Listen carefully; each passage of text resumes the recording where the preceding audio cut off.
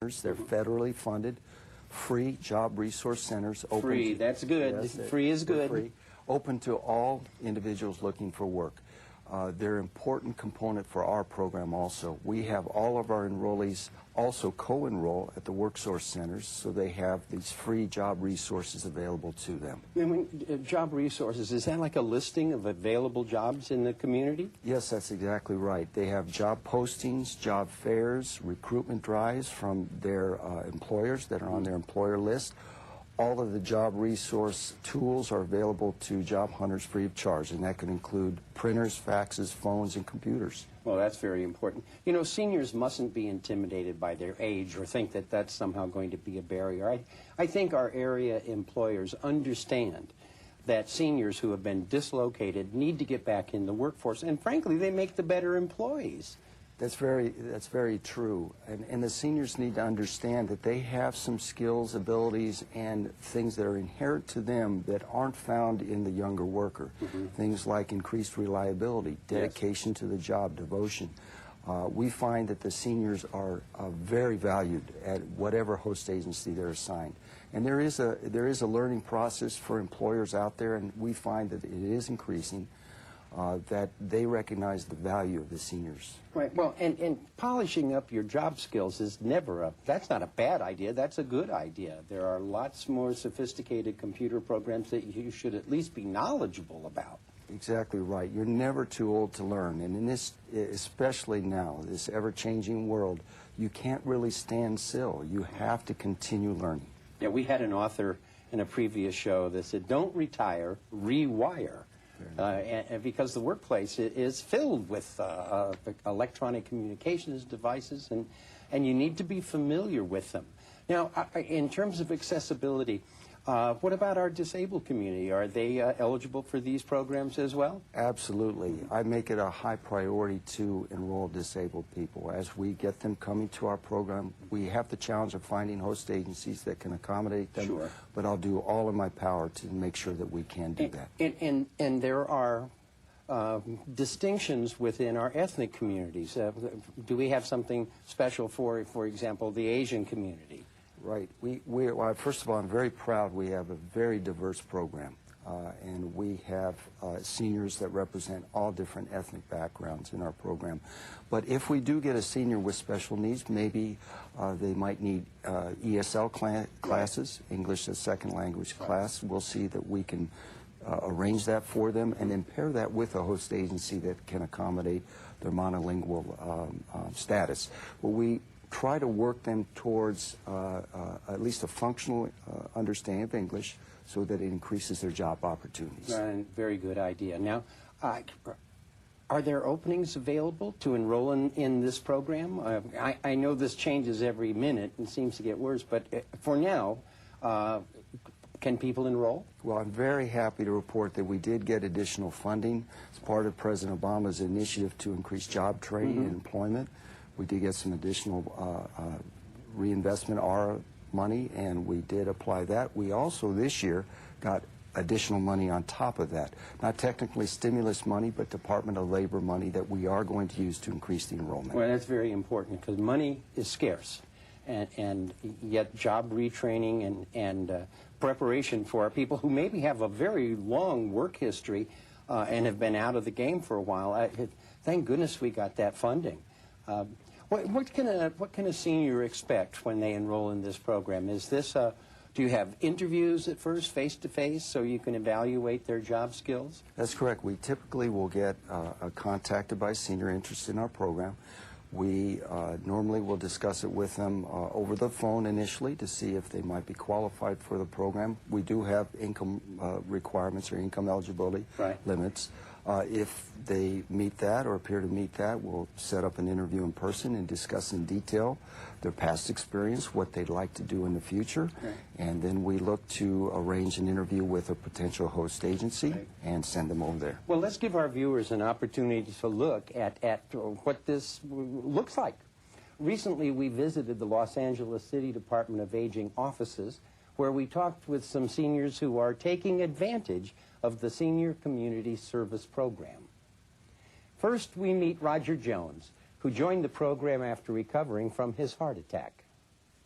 I want to try to get myself back into the workforce, but first I have to find out if I'm capable in doing so, because I had to really rebuild myself, because by my being so ill, I had and I also was unconscious for 3 days. I discovered after I came to after 3 days I couldn't walk. So then it did something to my brains. I had to really build my brains too by learning how to type all over again, because I couldn't even dial a full telephone number without keeping my finger on each individual number and make sure I moved my finger as I dial one number, because I'll forget the number that I dialed last, you know. Now I can type and again, and the last typing test I gave myself, it was 109 words a minute. Before I got sick, I was typing anywhere from 125 to 150 words a minute. But then when I got sick, you know, by not able to concentrate, I had to really build my brains up and learn how to think. And by challenging my brains in such a way, all at once it came to me that I was thinking, and I was remembering things. And it's just simple as that. It's just that, and I hopefully I keep on improving, because my goal now is to type 150 words a minute again. I don't know if I can do that, because let's face it, I'm not young anymore. Next, we heard from Juanita Silinan, who started her career as an accountant in the Philippines using manual methods, but learned computer practices from the program. I have learned accounting in the Philippines, but that was manual, and I would like to learn computerized accounting. And when I came in here in Title V, the accountants are very nice, and they teach me how to do computerized accounting. And now I know how to input, to log in, and to do all those financial reports. They teach me a lot. I'm not afraid anymore to go out to learn to apply for a job in accounting. I like it. Wow, what a great opportunity for our seniors to receive this training. We'll meet more of the participants in the second half of this program. Charles, it's got to be great for these seniors to be in a setting where there are others of their age and their condition, because their mutual support has got to be important. Absolutely. We usually have additional seniors at the same site, but it's really important to get a mix of people for them too. Not just the seniors, not just young people, but with a mix of ages and skill levels. It's a very important experience for them. Well, is this mostly one-on-one? Is it individual instruction, or is it a classroom setting? It can be anything, really. We tailor the host agency site's training to the participant.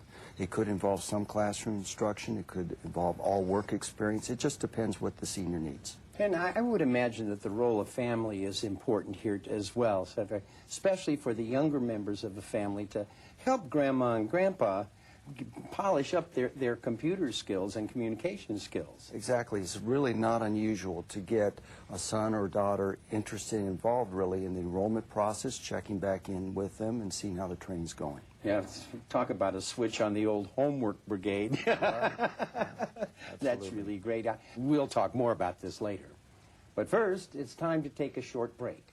When we return, we will continue our discussion of the federally funded community service and work-based program administered in Los Angeles by the Department of Aging.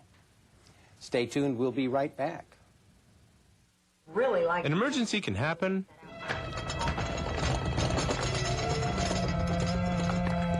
at any time. Earthquake! That's why you need to be prepared. Put together an emergency kit with food, water, a first aid kit, a flashlight, radio, and some tools. I can't believe it, it's an earthquake! You're never too old to prepare. Ah, get out of there! Get the message? Be prepared. Get out of the house!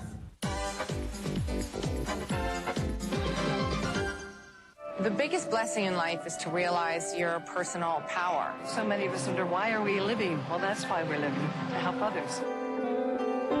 Community work brings families closer together. When we help each other, we all get healthier. Doing good for others, doing positive action always comes back around and enriches your life. It's the biggest gift you could ever give yourself. Doing good is good for all of us. Please join us in volunteering. Improve your health by helping others. Visit iparticipate.org. Welcome back to Aging in LA. Our topic today, the Senior Community Service Employment Program, a federally funded community service and work-based training program. Our guest is Charles Babby from the Senior Community Service Employment Program at the Department of Aging. Thank you again, Charles. This is, you know, the more I think about it, the more important it is, and it's going to grow in importance.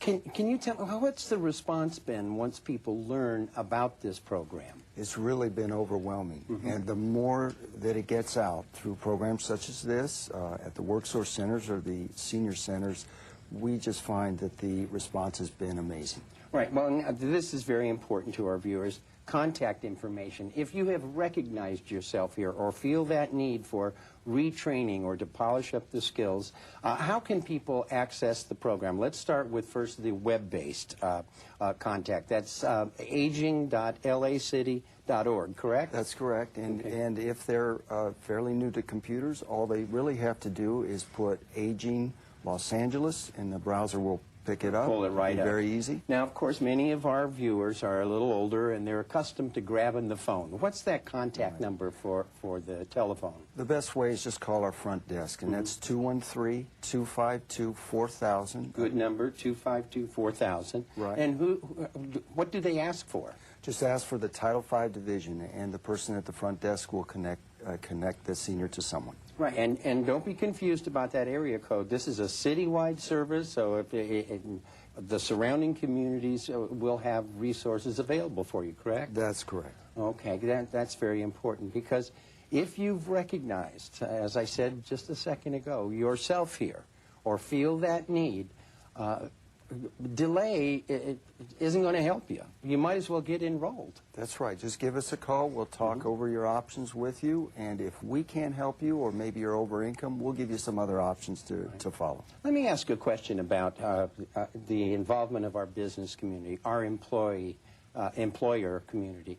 Are they eager for this program as well? I mean, are they satisfied with the results? Does it help them? I think so. We do get some employer interest. For our host agencies, they are nonprofits and government offices, and they're incredibly interested in the program. Right. We have well over 100 host agencies citywide in all parts of the city, and we really can't keep up with the demand. Wow, that's fantastic. And yet, there hasn't been enough coverage of this. This is kind of under the radar.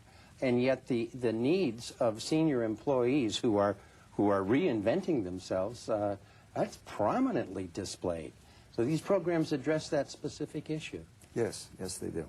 Well, now, Charles, how long have you been with the department and administering this program? Well, I've been with the Department of Aging for 10 years, Wow. with the Title V division for the last 4 years. And I must say, it's probably been my most fulfilling job. Really? Yes. Well, can you give me some examples of people whose lives have been materially affected by the services you provide? I can think of one right off the top of my head. Down in the harbor, we had a homeless man that we put into the program at one of our host agencies called the Toberman Center. Very, very good nonprofit that does a lot of work in the community down in San Pedro in the harbor. And it wasn't but 6 months. They were so impressed with this gentleman's progress in the program and his work ethic and dedication, they hired him. And this brought this man off the streets. Wow. Yeah, those are the kind of stories that really mean something. Now, what about the differences, for example, the jobs that people are going out for these days? Is it different for men and women? Is it different in the various regions of our community?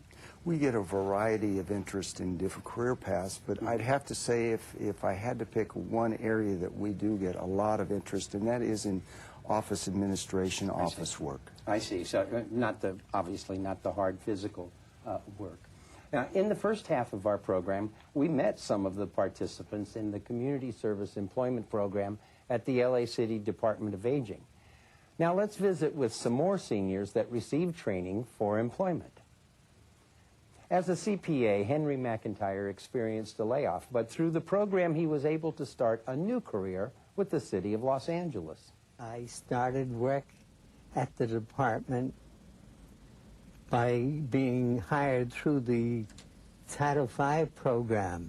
I had been laid off on the previous job outside of the City of Los Angeles prior to that, and it was almost a year before I was interviewed by the city and hired by the Department of Aging as an auditor, temporary.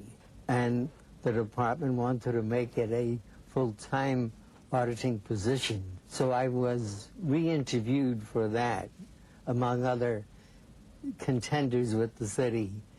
And I was hired as a result of that interview as a permanent auditor with the Department of Aging. I realized that even though it was almost a year that I had waited before I was finally hired, that there is a job for seniors. I was a senior when I was hired. I'm still a senior. As part of the training, Josefina Navarez works 20 hours a week at the downtown headquarters of the Department of Aging.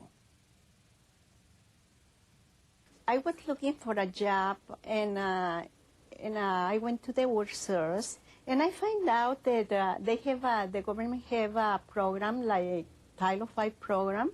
It's a training for us seniors, which is a very great program. So then I came to Department of Aging and I enrolled to the program. So I'm very happy here because I developed all my skills I had before. So I encourage the seniors to enroll to the program, and I think it's a great program for me. That helped me a lot and gave me a lot of opportunities to learn more. You know, what I like about Josefina's story is that she's got part-time employment with the department, which is practicing what it's preaching. Exactly. We're really proactive about trying to give seniors in the department a chance. Yeah, it's a good idea. We do our best to do that. Yeah, it's kind of frightening when you're a little older to walk into a work setting or an interview setting when the person on the other side of the table is a third your age. Right. And that can be difficult. Now, interestingly, employers who have sharply cut back on their workforce are in fact looking for part-time employees, what they used to call temporary help.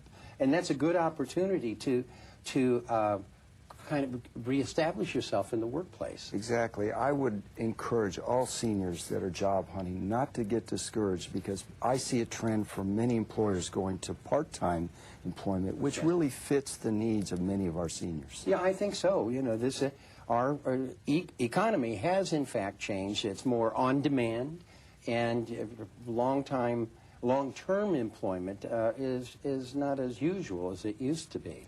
Now, what about the prospects generally in the employment picture? Should our seniors look for growth industries or places where there's a potential for growth? I'd recommend that they really stick with their career path that we outlined with them. Their previous career path? If that's something they want to do, often we bring them into the program to build on previous experience. Right. But if that's not the case, and they've gone to a whole new direction, that to work with us closely, and we'll try and help them in that new direction. Yeah, I can see the wisdom of that, to bring your experience into it. You kind of actually have an advantage, in fact, because you don't have to start from zero. Right. Yeah. Now, how old are some of these participants in the program? Well, 55 is the minimum age. Okay, that's minimum. Good. But we can go to 155, and in fact, I encourage anyone over 80, over 90. Wow. We actually had someone that was 92 years old in our program just a few years ago. Outstanding. That's really great. Unfortunately, our time is up for today's program of Aging in LA. Thanks so much to our guest, Charles Babby, from the Senior Community Service Employment Program at the Department of Aging. And now it's time for today's Senior Stat Shot.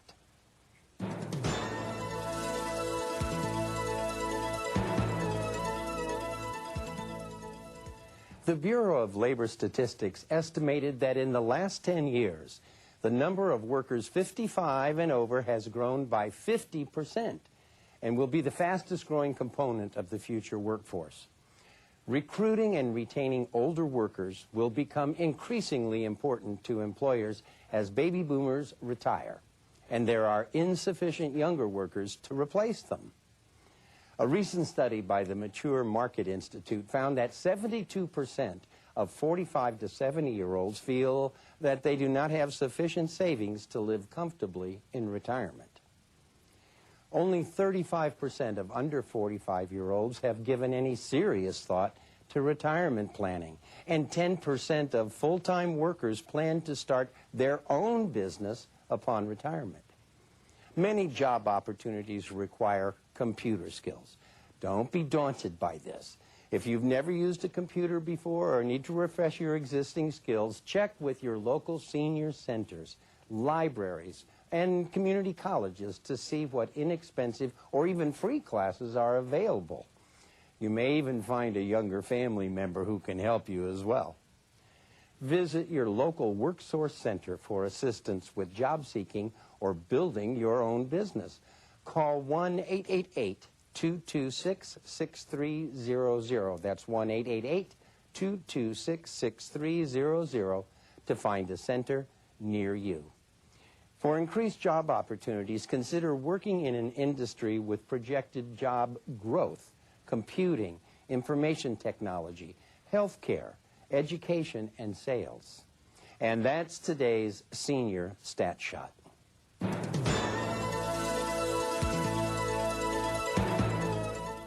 The Los Angeles Department of Aging produces this program with CityView, Channel 35, so that seniors living in Los Angeles and surrounding communities are well informed on the many issues that face them in everyday life, and also to let you know of the many services that the Department of Aging offers our senior citizens. Now, we'd like to hear from you with comments on the program, what you like, what you think can be improved, and give us your ideas for future programs. Please give us a call.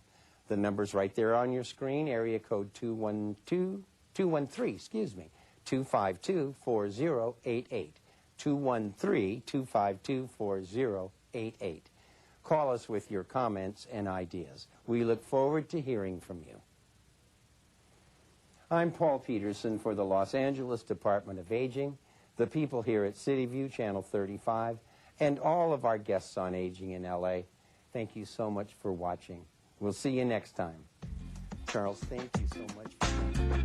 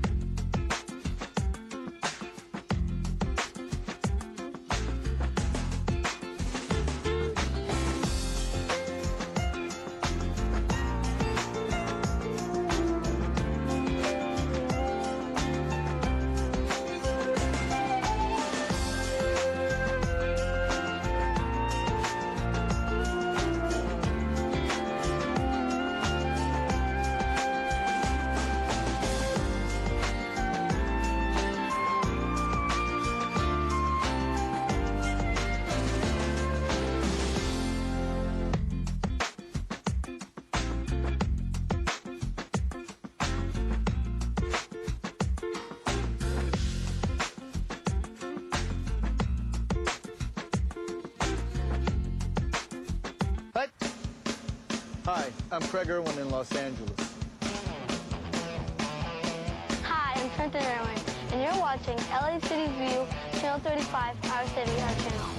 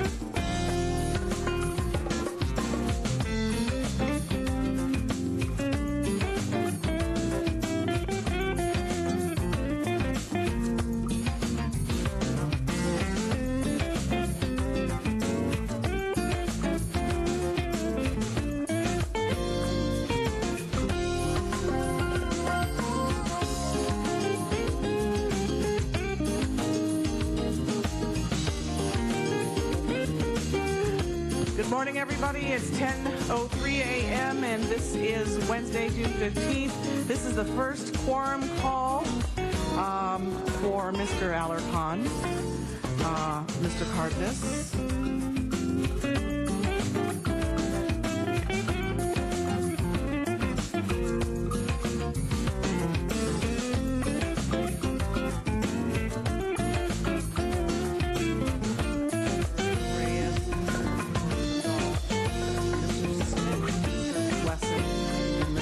Is also excused, as is Mr. Dorset.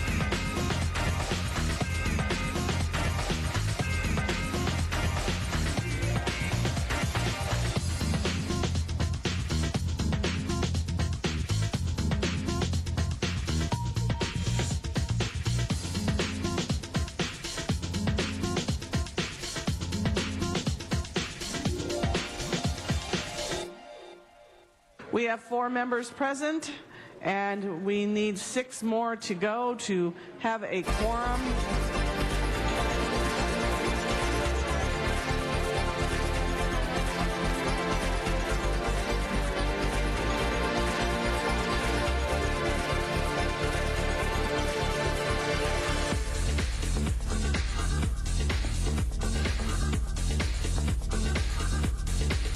Mr. Alarcon, Ms. Hahn. Thank you, Mr. Cardenas, for being here. Okay, Ms. Hahn is here now.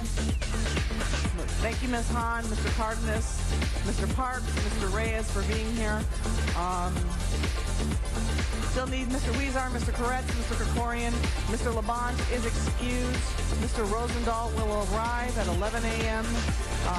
Mr. Smith, Mr. Wesson, Mr. Zine is excused, and Mr. Garcetti is excused.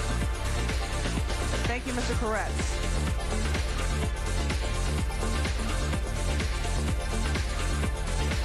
Thank you very much, Mr. Smith. Thank you very much, Mr. Rosendahl. Mr. Rosendahl is here early. All right, Mr. Rosendahl is here. We need 2 more members to begin the meeting. Mr. Weezar, thank you very much. 1 more member to begin the meeting.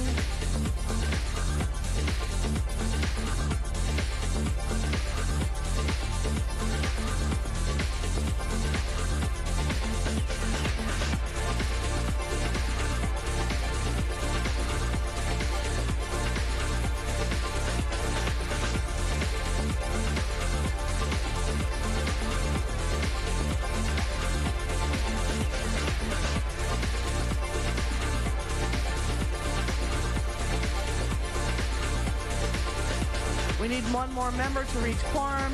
Mr. Alarcon, Mr. Krikorian, Mr. Labange is excused today. Mr. Wesson, Mr. Zine is excused, and Mr. Garcetti is excused.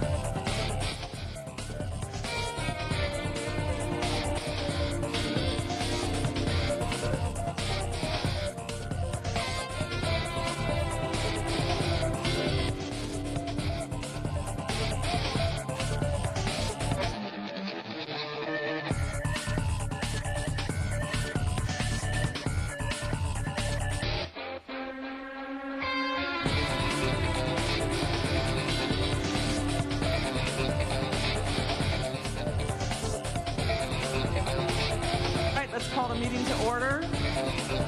Welcome. Okay, got it. Okay, great. Welcome to City Hall, and this is the Los Angeles City Council chambers.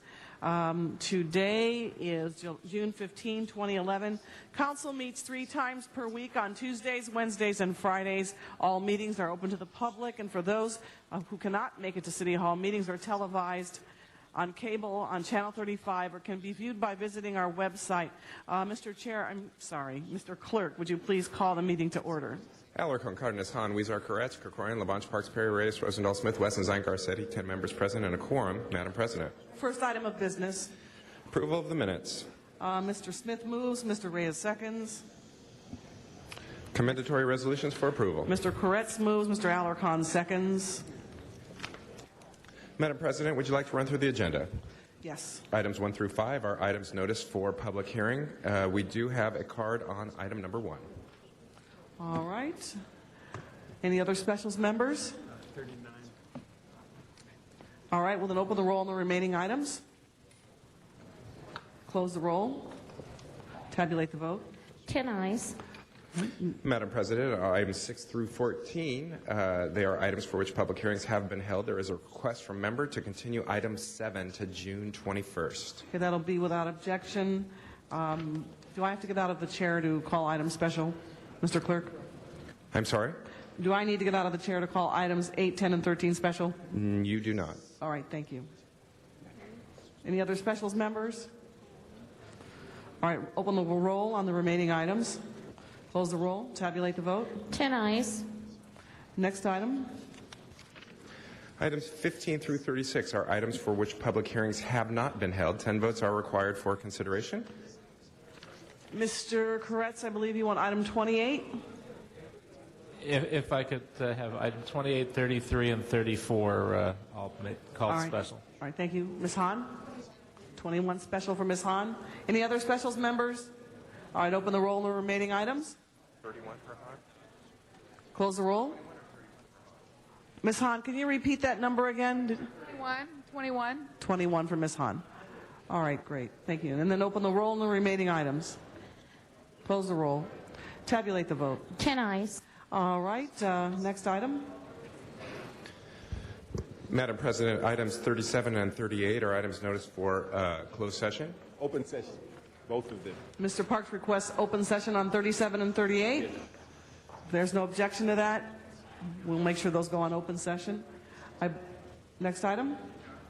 Madam President, item 37, there is a recommendation for payment of award of attorney's fees on appeal in the amount of $198,284.34 for the case entitled Robert Hill versus City of Los Angeles. I'm going to open the roll on that. Close the roll. Tabulate the vote. 10 ayes. Next item. Item 38, there is a recommendation for 2 separate settlements in the case entitled Barry Moore versus City of Los Angeles. Claim number 9002-2008-2197 will be settled by way of stipulated award for 52% permanent disability in the amount of $66,067.50 after taking credit of $15,081.40 in permanent disability advances. The total new money payout will be $50,986.10. And claim number 9002-1980-6758 will be settled by way of stipulated award for 49% permanent disability in the amount of $60,720 after taking credit for $10,000 in permanent disability advances. The new money payout will be $50,720. All right, there are no speakers in the queue, so open the roll on this item, please. Close the roll. Tabulate the vote. 11 ayes. Next item. Madam President, on the continuation agenda, item 39 is an item for which a public hearing has not been held. 10 votes are required for consideration. You do have a card in on that matter. Special one. Yeah, got it. Mr. Rosendahl called item 39 special. Thank you. Next item. Madam President, that takes council back to items called special or public comment on items not on council's agenda. All right, we'll go to public comment first. First person in the queue. First, I'm going to call folks in groups of 5 to make this go a little bit quicker. Mr. Priya Abbasi and Mr. Mark Lieberman, Grant Mitchell, Anthony Dominic Baron, Larry Stoddard, you can all come up at once if you want, Manny Loyaza,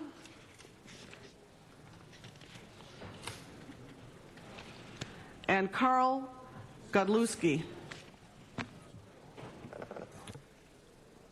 Good morning. Puri Abbasi, General Manager, CEO of Los Angeles Convention Center. I have come before this council on many occasions talking about the importance of convention and event industry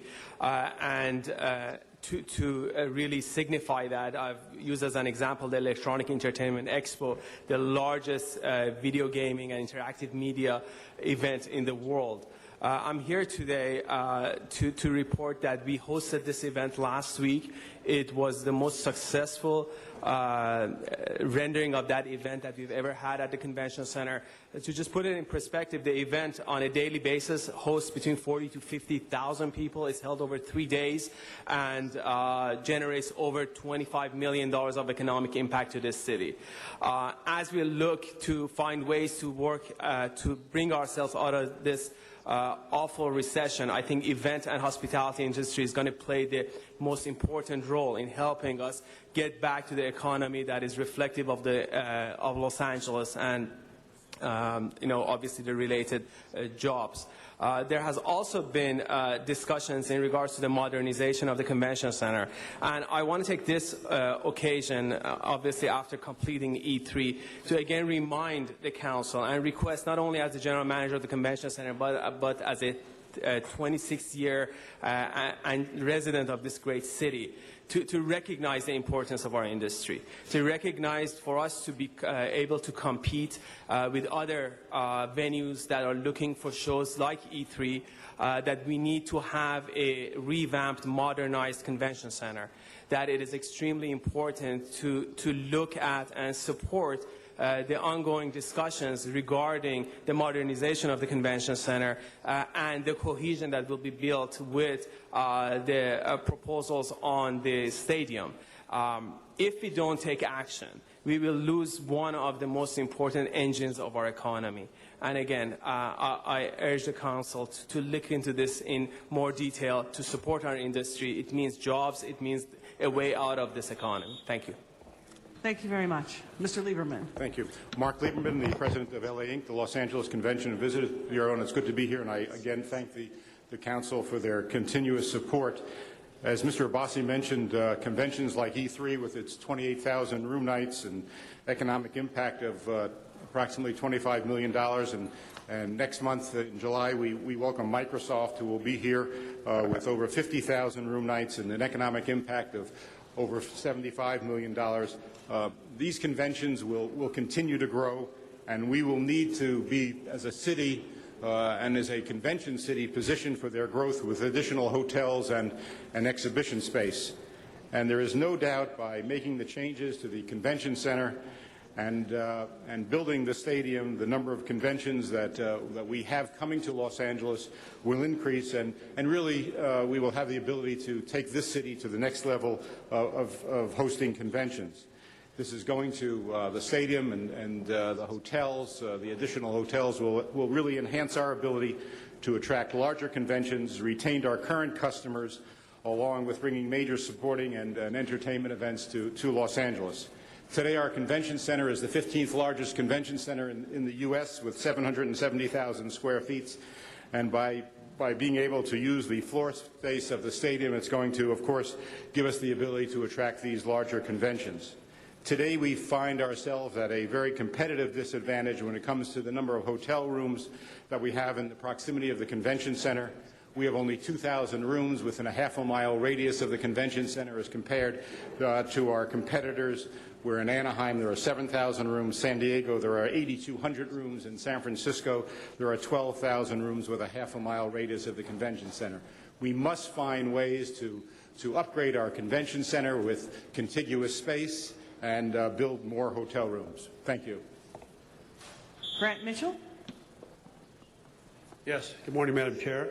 I'm Grant Mitchell, and I'm the business manager of the Trade Show and Signcraft Union, Local 831, as well as the Painters District Council. I'm here today with some of our union members and prominent representatives of the companies who are in the trade show industry nationwide. And we're here today with a united voice in support of the Farmers Field development, the modernization of the convention center, and hopefully the adjacent hotels that drive the economy of this city. The modernization of the Los Angeles Convention Center is long overdue. We have seriously fallen behind the times. We are the second largest city in the country, yet we are only number 15 in terms of convention services out of a universe of 20. Each year, and in fact each day, thousands of people are employed in connection with the convention center, in the retail, the hotels, and the center itself. This proposed development will not only increase the work opportunities for our members and the members of other unions in the ancillary industries, it will also provide many new jobs for the residents and citizens of Los Angeles. So we urge all of your support for the further development of the downtown area with the Farmers Field, the expansion of the convention center, and we truly believe this is really good for LA. Thank you. Thank you, Anthony Dominic Baron, and then following Anthony will be Larry Stoddard, Manny Loizaya, Carl Godlewski, and then let's see, who's after Carl? I may not have your cards up here. You're just speaking as a group? You're standing with Carl? Okay, great. Then Jack Humphreyville. All right, Anthony and then Carl. Madam Chair, council members, I'd like to thank you for this opportunity to speak on behalf of me and my members. I started decorating the local trade show industry in the late 70s. My father and his brothers did the craft before me. I and my brothers now work in the craft, and we just had a nephew join our statewide apprenticeship program. He's learning to run the craft in the future. Our hall is long overdue for an expansion. You're hearing all these people talk about where we sit in the nation. Well, I'm not worried about getting bigger shows to come here. I'm worried about the shows that are here already that are growing and are pushing the boundaries of the walls. We're turning people away every time we have a trade show. We don't have enough room. This expansion is desperately needed, and to have a company like AEG behind it that's willing to fit the bill and throw in a football stadium seems like a perfect opportunity that we should not pass up. I see the pride on people's faces when they have a job, and every union meeting I see people that don't get work show up, and that lack of pride. There's a certain pride people take in their city when it expands. I can remember driving down the 10 freeway the first time I saw the South Hall when we had our first expansion, that iconic tower seen over the freeway and the other buildings. I felt my chest swell up. There was a certain pride in my craft and my city that I took. I think that can happen again with this expansion. We have tons of people that work in there, electricians, plumbers, decorators, teamsters. There's so many different facets of Los Angeles that interact with the convention center and the shows that come here, availing our transportation, restaurants, our hotels, our entertainment industry. This city has so much to offer, and I'd like to see it keep expanding. The way I see it, a city only has two states, either a state of growth or they're in a state of decay. We're desperately in need of a state of growth right now to create the jobs that go with it and keep people working. Thank you. Thank you. And then I think Larry Stoddard? Yes. Larry? Okay, great. Good morning. I'm Larry Stoddard, General Manager of Freeman. Freeman is the world's leading provider of integrated services for face-to-face marketing. We are responsible for event design, overall logistics, and on-site coordination of many of the trade shows that are held here in LA and across the world. Annually, we produce 3,000 trade shows and over 10,000 corporate and special events.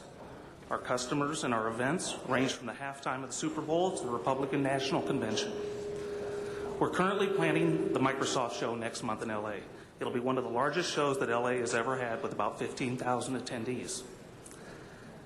This is expected to be a great year for LA. We're going to have 6 nationwide conventions that our company will service. Unfortunately, the 6 events that will be held in LA will only represent 20% of the business my office will do in Southern California. We continue to see our customers choose cities with newer facilities that are more user-friendly, cities that are investing in their future by building facilities dedicated to the convention and tourism industries.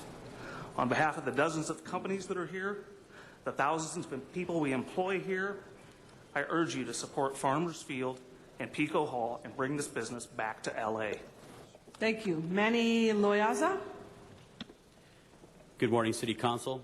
I am Manny Loaiza, Sales Manager for Freeman, the largest trade show and event contractor in North America. My job is to sell and produce events here in Los Angeles. And every day the shows that we produce employ hundreds of people in Los Angeles. And in addition to our employees, we have a network of dozens of suppliers and partners that rely on our business to employ hundreds, if not thousands, of more people each day. I grew up just a few blocks from where we are today, 20th and Hoover. I attended Magnolia Elementary, and one great memory I recall is winning every school Halloween contest because my mom, a seamstress who worked in the garment district, tirelessly worked on my costume. She did so after a 12-hour shift in caring for our family. And so this is my home, and it saddens me because in recent years I have seen my customers move their business to other cities in California and across the country. And these other cities are building and updating their exhibition and meeting spaces. They know that convention centers, stadiums, and arenas can change the image and economy of a city. Look at how quickly New Orleans rebuilt the convention center and stadium after Katrina. It was paramount for their economy to rebound because we know that these buildings bring new hotels, restaurants, and growth. And with growth come jobs, tourism, and tax revenue. Lately, I have watched as downtown Los Angeles undergo beautification. The construction of LA Live has added a vibrant focal point to our community. Today, when I meet customers considering Los Angeles, they catch a glimpse of what makes our city special, like Olvera Street, Chinatown, and the museums, just to mention a few. And also the special events and premieres around that they might catch a glimpse of a celebrity. However, these shows require more than just excitement and entertainment. They require modern technology and infrastructure.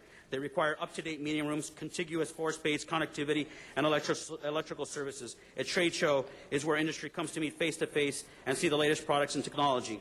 As a native Angelino who wants to continue to work and raise my family in Los Angeles, I urge you all to help bring business back to Los Angeles, support Pico Hall and Farmers Field. Thank you. Carl, this is Carl Godlewski. Good morning, Carl Godlewski, and I'm here, a resident of Venice, representing GES Global Experience Specialists, our many employees and their families in support of the renovation of the Los Angeles Convention Center and the construction of Farmers Field. GES, like Freeman, is one of the leading national trade show contractors servicing exhibitions all over the country. We're based in Las Vegas, and we are a subsidiary of Viat Corp. We maintain one of our largest offices here in Los Angeles to service clients at LACC, the Anaheim Convention Center, Long Beach Convention Center, and a number of smaller venues and hotels. We provide labor and equipment for show organizers and individual exhibitors of the various trade shows, including E3 and the LA Auto Show, the two largest tenants of the Los Angeles Convention Center. In Los Angeles, GES employs hundreds of union decorators, teamsters, and electricians, along with additional non-union management and administrative staff. GES, like many other local companies, regularly work at LACC, depend heavily on the venue for growth and success of our enterprises. Our continued success depends on clients like E3 remaining at LACC and the venue attracting more national rotating conventions by improving the building and continuing the development of the surrounding area to compete with cities like San Francisco, San Diego, Anaheim, and Las Vegas, which are currently perceived to be more attractive to convention visitors. We think it is vitally important that LACC continues to improve and expand in order to attract a greater share of the national convention market, and we believe that this proposed project is a key element in ensuring more bookings and increased hospitality revenues for the hundreds of companies that depend on this revenue. Thank you. Okay, thank you. Are there any more speakers in your group? I think I covered everybody. Jack Humphreysville will be our next speaker, followed by Noel Weiss, followed by John Walsh. Is Mr. Good morning. Walsh present? Good morning. My name is Jack Humphreysville. I'm with the Greater Wilshire Neighborhood Council. I'd like to talk about the tax and revenue anticipation notes that will probably be issued at the end of the month or the beginning of July. I'm very much looking forward to the disclosure that's going to be in this document, in particular because the Securities and Exchange Commission has taken a special interest in Los Angeles and some of their phony baloney accounting techniques. We have a structural deficit here that is being sheltered. We're rolling over deficits year to year. We have pensions that are significantly below water, where the market value versus the actuarial values is significantly less. And if you use a realistic rate assumption, like 6% as ascribed to by some hayseed from Omaha named Warren Buffett, the deficit would be even more. I'm also interested in whether it's going to disclose the liabilities associated with our failing infrastructure. whether it's our streets, our parks, our buildings, our sidewalks, or our street lights. That's about a $10 billion ticket, from what I understand. I'm also very interested in getting a better understanding of Prop 26 and what the impact is going to be on the city. Is it going to impact the DWP, the rate increase, and the city transfer of $250 million? What about all the other affiliated transactions with the city and the special funds or the proprietary departments like the port, the harbor, and the sewer? The final question I have is about the underwriters. I have no idea why we're relying on small, itty-bitty, politically connected underwriters to underwrite $1.4 billion worth of notes that are going to be a very difficult sale given the underlying financial mess that we are in. I think you're going to find, like last year, the last two tranches, the May and June maturities, are going to be very, very tough to sell. Thank you. 3 seconds. Mr. After Noel Weiss is John Walsh. Council, good morning. 2 years ago, when the Youth Junior Olympics were in Los Angeles, I suggested to Mr. Parks, I suggested to Mr. Labange that maybe we need to boost our youth athletic programs, youth being defined as first grade through 8th grade. That was a lost opportunity because nothing was done. But Janice Hahn listened to the idea. And as a result of her inspiration, we were able to start a youth track and field league at Lock High this year. And the goal going forward is to try to get these kids, and by the way, they did fantastic. We had about 30 kids running on average every Saturday, practices twice a week. Going forward, there's a great opportunity. We have some great kids. And it would be nice to be able to take those kids to the AAU Junior Olympics. I think it would be a great thing for the city. I think it would be a great thing for the Watts community. I want to basically thank PAL, Police Athletic League, because but for Police Athletic League and the Watts Gang Task Force, again, another Janice Hahn innovation, we wouldn't have been able to basically pull this off, but we did pull it off. And so everybody within the sound of my voice who's listening, all you 14,000 people who voted for me for city attorney, we need some money to basically take these kids to New Orleans and to Reno. Southeast PAL Track and Field, that's where the money goes. Anybody, make your check out to them. We need money for transportation. We need money for hotel. You can either, and my email address, Noel Weiss, NOELWEISS, @ca.rr.com. Email me. I hope those emails keep rolling in. I'll give you all of the information. PAL's address, 145 West 108th Street, South LA, 90061. That is the Southeast Station. Again, thanks to Captain Tangarides, thanks to Janice Hahn, thanks to the Watts Gang Task Force, and hopefully thanks to the people for helping make this happen for the kids. Thank you. Next, we have John Walsh.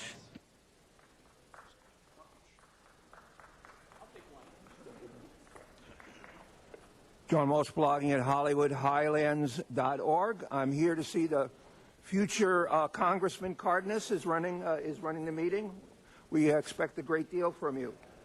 Yesterday was very bizarre here at City Council. Remember, it was a full moon day, and when it's a full moon day, it is very bizarre.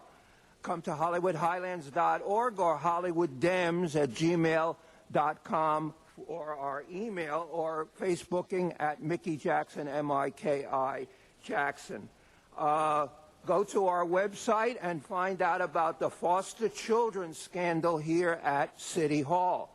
I'm not going to talk about it right now. According to MTA at the last meeting, $1 billion, that's what it be, $1 billion in deferred maintenance right now on the bus and rail systems that are in operation. I'm saying this so when there is a tragedy here, you cannot deny that you were told this. I want you to know that those people who came up here and asked you to supply money for the convention field and for convention center and Farmers Field, they walked out. They don't give a damn about what's happening up here. And I want to know that we do, as far as conventions, rank #1 when it comes in the United States and in the world in attracting to our convention center hardcore pornographic trade shows. So we're not number 16 for everything. I'd like to point out that we will be doing a very special blog on families of the mayoral candidates. I think you'll enjoy that. You'll find out a lot about that you didn't know about what's happening. And remember, they are building at downtown to protect and to serve alcohol, the first bar and grill and nightclub ever built within a police headquarters. HollywoodHighlands.org. Thank you. Thank you. Daniel Wright is next. Yes, Mr. Smith. Just for to be factual, the restaurant that is opening at the police headquarters is not a bar in the police headquarters. It is a separate building on the parcel of land that is owned by the City of LA. It is not in police headquarters. It is not a bar. It is a restaurant. I just wanted that to be on the record. Thank you very much, Councilmember Smith. Daniel Wright. Daniel Wright on behalf of the Friends of the Southwest Museum. Council, you will have before you next Tuesday the question of whether the May 20th approval of the Autry Museum expansion in Griffith Park should be vetoed to maintain consistency with the city's general plan. Yesterday, my comments focused on that topic of the inconsistency of the current project of the Autry. Today, I have submitted to Council, and you should have a handout that visually shows you why the Autry project must be sent back to Rec and Parks for more work. The first two floor diagrams of the ground floor of the Autry Museum were given to Rec and Parks environmental staff a year ago on May 13, 2010. The first diagram shows the existing museum has substantial non-public collection storage spaces, and the second diagram shows that Autry's total project is to convert that storage area into galleries, special event space, new restrooms for those special event spaces, and other public spaces. Down in the corner of that diagram of that building is a collection storage space as shown as well. When you look at the last two diagrams in the handout that you've received, the other two floor diagrams were attached to the Rec and Park staff report on May 20th of this year. And notice that the plans for the collection storage area in the corner of the building is now marked gallery space. This is a material misrepresentation to the Rec and Parks Commission on May 20th. The space is non-public storage space, and as part of its $6 million grant, the Autry is changing it to public use space, which should have triggered environmental review by an alert Rec and Park staff. That did not happen. They signed off on a notice of exemption. The Autry is trying to evade environmental review because its EIR was inadequate in 2009. For these reasons and more, next Tuesday, the appropriate vote is a veto of the Rec and Parks Commission action on the 20th of May with direction to prepare a proper EIR. Thank you very much. Our next speaker is Hugo Pacheco.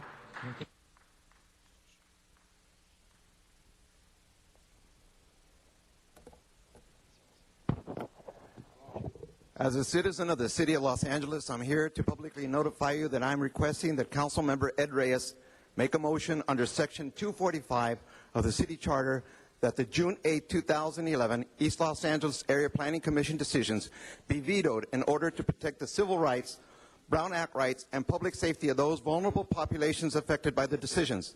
The City of Los Angeles, in seeking additional taxes, should not do so at the detriment of the health and welfare of its underrepresented and economically disadvantaged residents and citizens. The convenience and welfare of these populations must take priority over any economic goals of a non-American international global conglomerate. Prior to making any decisions, the government should seek expert opinions that will show whether the requested action will end in the government being an accomplice in racial profile marketing. 7-Eleven, owned by the 7 & I Holdings Company of Tokyo, Japan, per their consultant, is on a quest to establish an additional 200 stores in Los Angeles.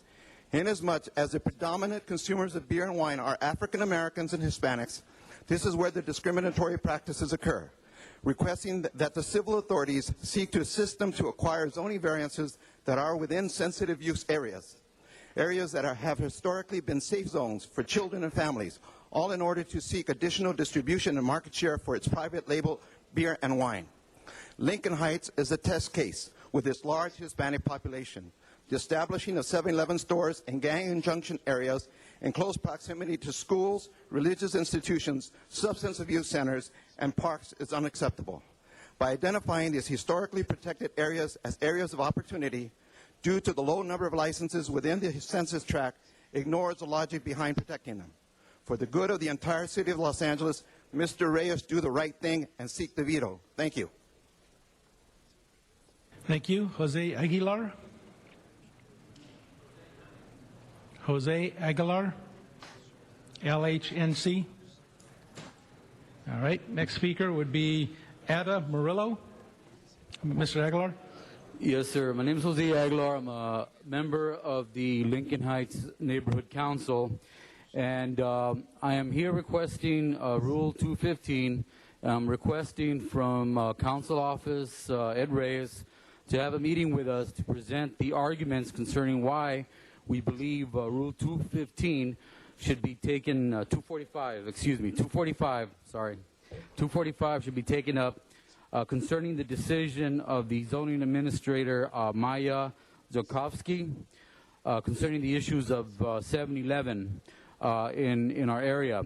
One of the issues is the fact that the neighborhood council was completely bypassed at the time of the hearing.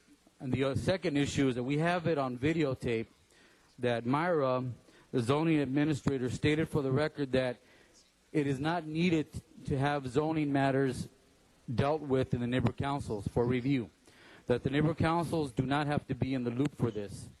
We're going to put that YouTube of Myra stating this for the record up on Mayor Sam and up on YouTube. This is an outrage that we have 600 petitions. There's 4 articles, 2 in La Opinión, 3 in the Hoy daily newspapers, 2 in The Voice, and we cannot have a meeting, or we haven't had a meeting with our councilman, Mr. Ed Reyes, on this matter, and then to have the zoning administrator slap us in the face and tell us in a zoning hearing, a planning commission, that we do not need to be consulted with. We do not need to be advisors. So what are neighborhood councils for? I'm appalled that this city council holds neighborhood councils in low regard, even to the point of disregard altogether. And I will put this YouTube up. You'll see for yourself, and I'll let the public weigh this. Thank you. Thank you. Ada Murillo. Good morning, honorable council members. My name is Ada Murillo, and we are here as members of the American Federated State, County, and Municipal Employees Local 3090, MOU number 3. We are urging you, the Los Angeles City Council, not to ratify the 2011 letter of agreement between the city and Local 3090 based on the following. We the members are filing an unfair employee relations practice in order to appeal the revote and are citing the following. A, Section 4.860, unfair employee relations practices. B, it shall be an unfair employee relations practice for employees, employee organizations, or their representatives, 1 parentheses, to interfere with, restrain, or coerce employees on the exercise of their rights granted in this charter. We allege the violation of this section and request sufficient time to make our argument in front of the Employee Relations Board and or the appropriate governing body. Thank you. Thank you very much. Letitia Anderson. My name is Letitia Anderson. I am also a member of the MOU 3. I am here to tell you that the vote, the cause of the revote is against the Constitution and the bylaws of our local union. We are filing with the Employees Relations Board on the fact that the president of our union illegally contacted members and pushed forth the petition for the revote. We are requesting that you not ratify this agreement with our MOU due to the fact that the vote was done illegally. Thank you. Olga Hall.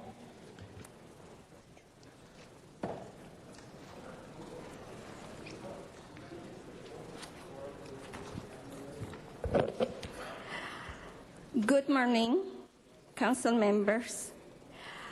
One of the members of this council worked at the O3 and the city would lose the grant for $6.6 million if the permit for the outer expansion did not get resolved quickly. Let's talk about losses. The city to this day has lost $10 million on the lease granted to the Autry. It is estimated that 10 acres of prime land should be bringing to the city $500,000 a year in revenue. A total of $25 million lost by the end of the lease. Now, add another another $25 million that the city invested in the metro station that was specifically built to serve the visitors of the Southwest Museum, which will be obsolete if the Autry does not comply with the merger. Why are we using taxpayers' money to go into a private business? Because this is what the Autry Museum is, a private entity that Mrs. Autry can very well afford with the fortune she inherited from her husband. Bottom line, Jackie Autry signed a merger with the Southwest Museum Board, and she has to abide by the agreements in the document. Jackie Autry cannot continue evading her responsibilities. Please help protect the history and the legacy of the Southwest Museum, the first museum in Los Angeles. Thank you to Councilman Wizard and Reyes for stepping up to the plate. Thank you. I'm sorry, was that Antonia Ramirez? Okay, Antonia Ramirez.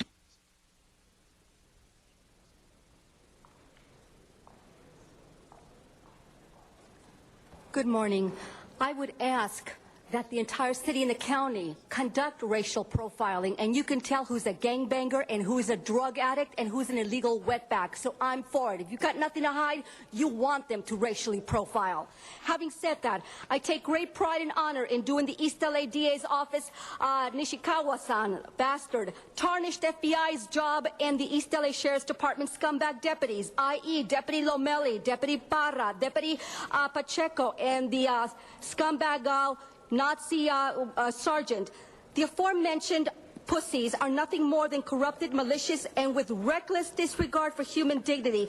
When these law enforcement entities are complicit. Out of order, Madam President. Excuse me. Now, Krikorian, that was a blatant disregard for First Amendment rights. Stop her clock for a second. Mr. City Attorney, can I get an opinion from you, please? The speaker should conduct her language in a manner appropriate for the decorum of this. Hold on, please, ma'am. This is a limited public forum, so if I'm you sure could... you spewed out a couple of curse words. Ma'am, you're no angel. if you continue to use foul language, I'll have to ask you. I stopped your clock for now, so would you allow me to speak and finish, please? Go ahead. Thank you. If you use foul language again, I will have to ask you to leave, and then you will be asked to leave for 30 days. All right? Let's begin and start your clock again. That would constitute fear and intimidation, City Attorney, and I'm sure you as well also have used, if not foul language, strong, firm hate words when it comes to derogatory and offensive treatment by the deputies as well as the FBI as well as LA City officials. But then I'm not the butt kisser. Are you going to now censor me for that? America, that's the great thing about America and First Amendment, and I take that with a great pride and honor, First Amendment. And again, having said that, I'm here to back up the military veterans, all pilots, their families, law-abiding citizens, and myself, who do fall under the umbrella of law-abiding citizens and have no shame and nothing to hide, for we stand here before all of you, including you, City Attorney. You're rather smug, but then you got plenty to hide, and it shows. Thank you very much. Arnold, are you done? Thank you. Arnold Sachs.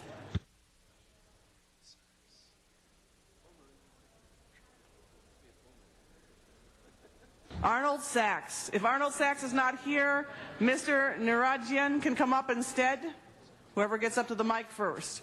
Mr. Narajian, you're up next. Is Mr. Narajian still here? All right, you're up next. Keep yourself calm. Yes, thank you.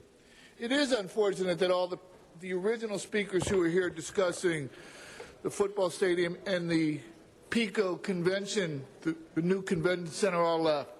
because they failed to ask who's going to pay for the bonds that are issued on the part of the convention center that'll be torn down. You know, the $400,000. Who's paying that money? That won't cost the city a cent. And discussion about hotel rooms. Well, AEG, Staples Center's just celebrated its 10th year anniversary, which probably means that AEG owned that property 5 years before. So where were the speakers who worked at the convention center for 10 or 12 or 15 years to talk about the need for hotel rooms and upgrade at that time when Staples Center opened? Where were they then? I mean, all of a sudden, AEG wants to put a football field in, and it won't cost the city a penny. But, according to this article on June 11th, Philip Anschultz is prepared to acquire a majority stake in the NFL team that would play at the stadium.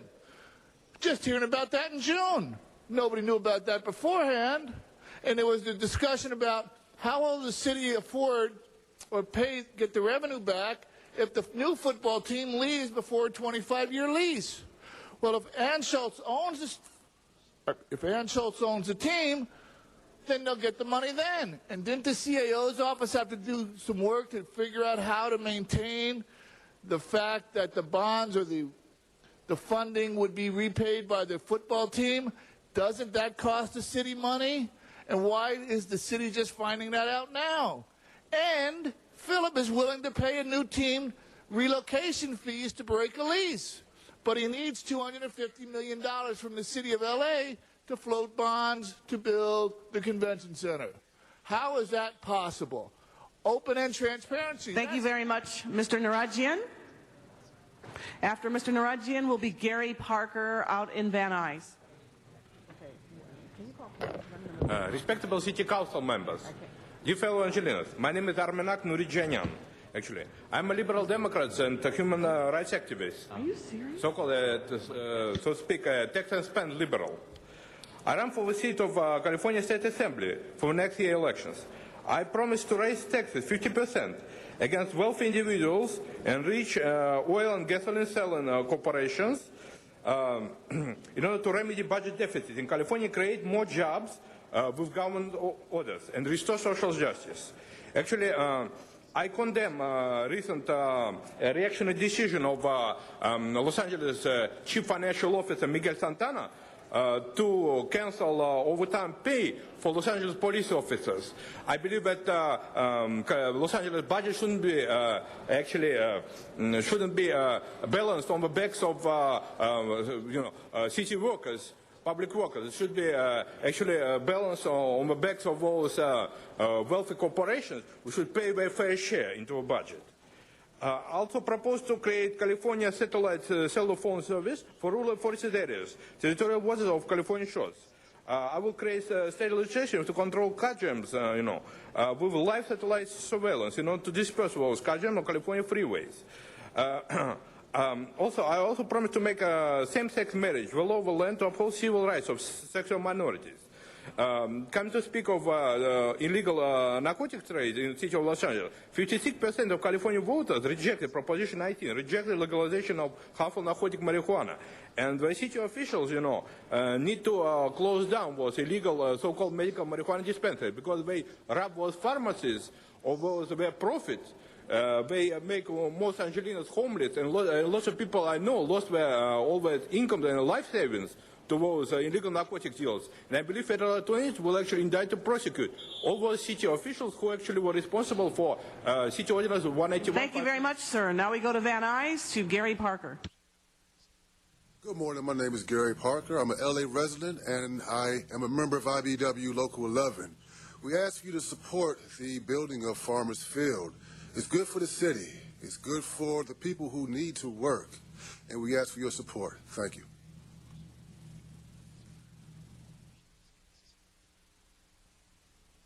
Thank you very much. That closes our public comment. First presentation we'll go to today, or first item we will go to today is Mr. Koretz. I believe you have an item involving women against gun violence.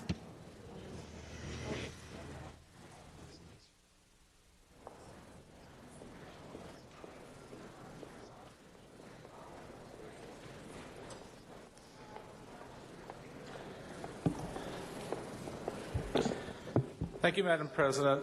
I'm happy to be making this presentation on behalf of Council President Garcetti, who regrets he couldn't be here, but today he is serving in his capacity in the Navy Reserves.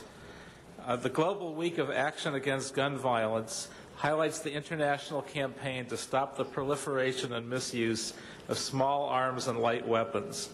The City of Los Angeles joins over 102 countries from across the globe by participating in the Global Week of Action Against Gun Violence.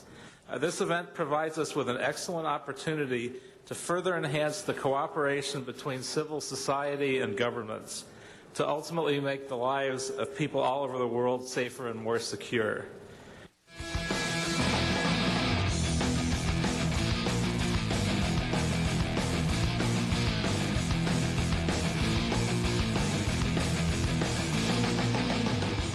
Every day in Los Angeles, there are hundreds, and I mean hundreds of chances to experience performing arts live.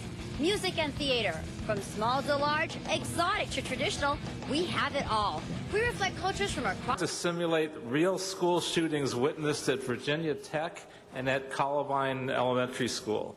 This first-person video game allows players to select weaponry that is similar to that used by the shooters at these respective massacres. Players are scored based on the number of people they kill. The game ends when the police kill the player, although game developers have also said the players will be able to have the option to commit suicide to finish their round. Invariably, national discourse on gun ownership remains polarized and marked with contention. However, Women Against Gun Violence and our other partner organizations feel compelled during this week of international action and every day to make the case for more sensible gun laws, including increased community outreach and preventable local, state, and federal measures to ensure at least one less individual, family, school, and community is made a victim of gun violence. And I'm very proud of the work that the City of Los Angeles has done to help reduce gun violence. Just a snapshot of some of the things we've done in our city recently. The mayor and LAPD have conducted 3 gun buyback events in multiple locations across the city and have taken thousands of illegal and deadly guns off our streets. The gun buyback rewards the voluntary surrender of potentially dangerous firearms while engaging all communities towards a common goal, decreasing crime and preventable acts of violence. The Council supported a wide range of federal legislation, including laws which close loopholes in gun registration and reduce clip size.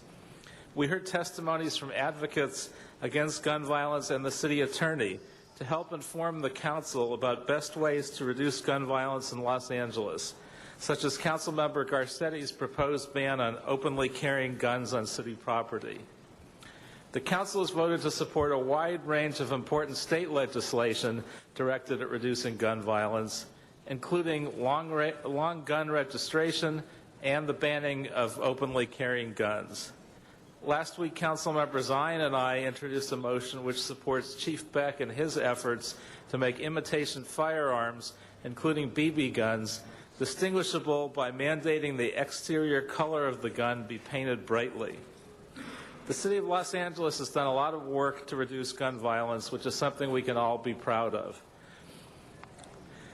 I know we could never do this important work without the hardworking, focused, and dedicated advocates who work on gun issues every day. So I want to thank the Violence Prevention Coalition, the Brady Campaign to End Gun Violence, and of course Women Against Gun Violence for their tireless work to make our cities gun violence free. I'm pleased to present them with this resolution recognizing Global Week of Action Against Gun Violence here in Los Angeles. And I'd like to introduce Margot Bennett from Women Against Gun Violence. And of course, I'd like to present you with this. Let's take a picture.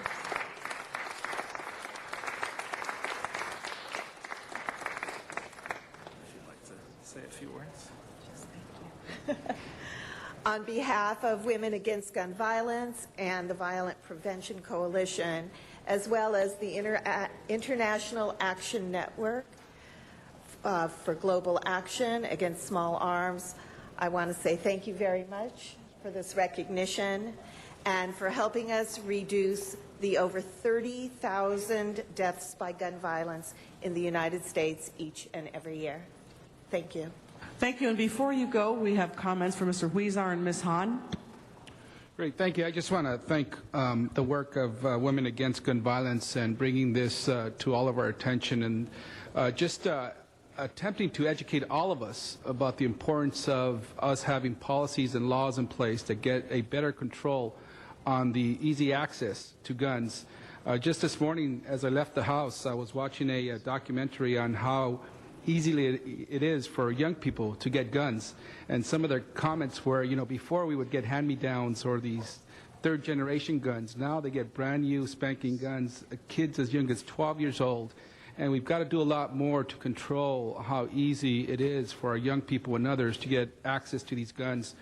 Not to mention that here in the United States, you know, we have to do a lot more, but even down on our southern border with Mexico and how easy it is to purchase guns on the U.S. side of the border, take them down there, and a lot of the violence we see right now in Mexico is due to these guns that are purchased in the United States, taken down there, and we're seeing murders and people dying more than we see in Iraq and Afghanistan combined.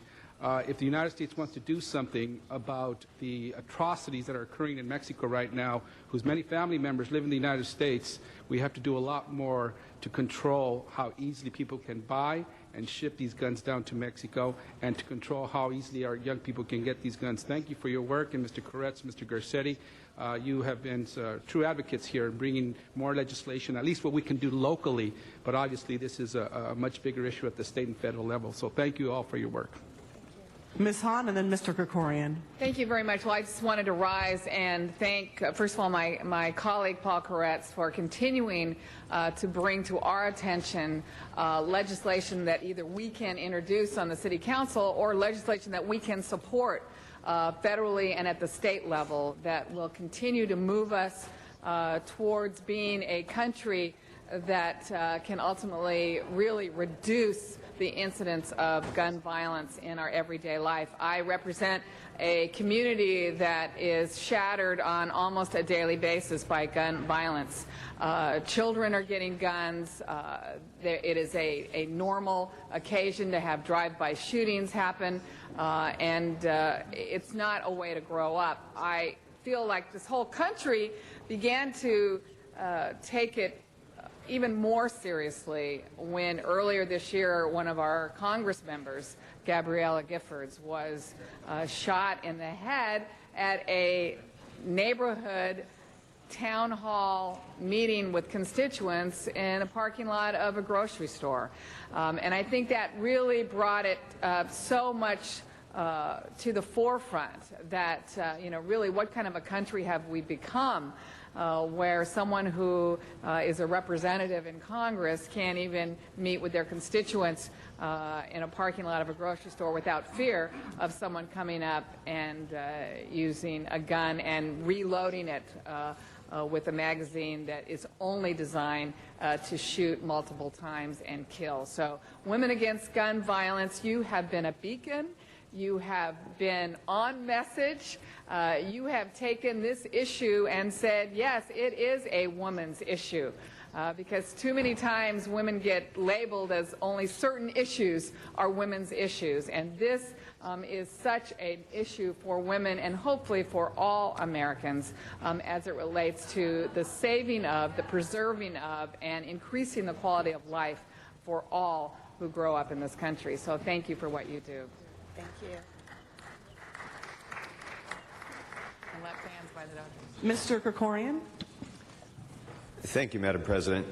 Members, every one of us at one time or another has stood at the podium and asked for a reward or worked with the police in our district to try to address a random shooting or some high-profile murder. And every time we deal with that, it breaks our heart again when we hear the stories from the victims and their families.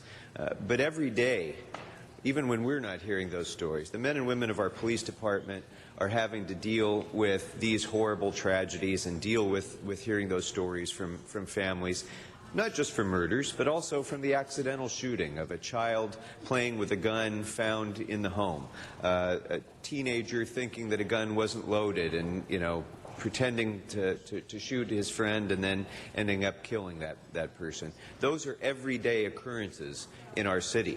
And even though that breaks our heart when we hear about that, imagine now the parent of one of those victims coming to a podium, speaking before an audience over and over and over again and reliving that experience.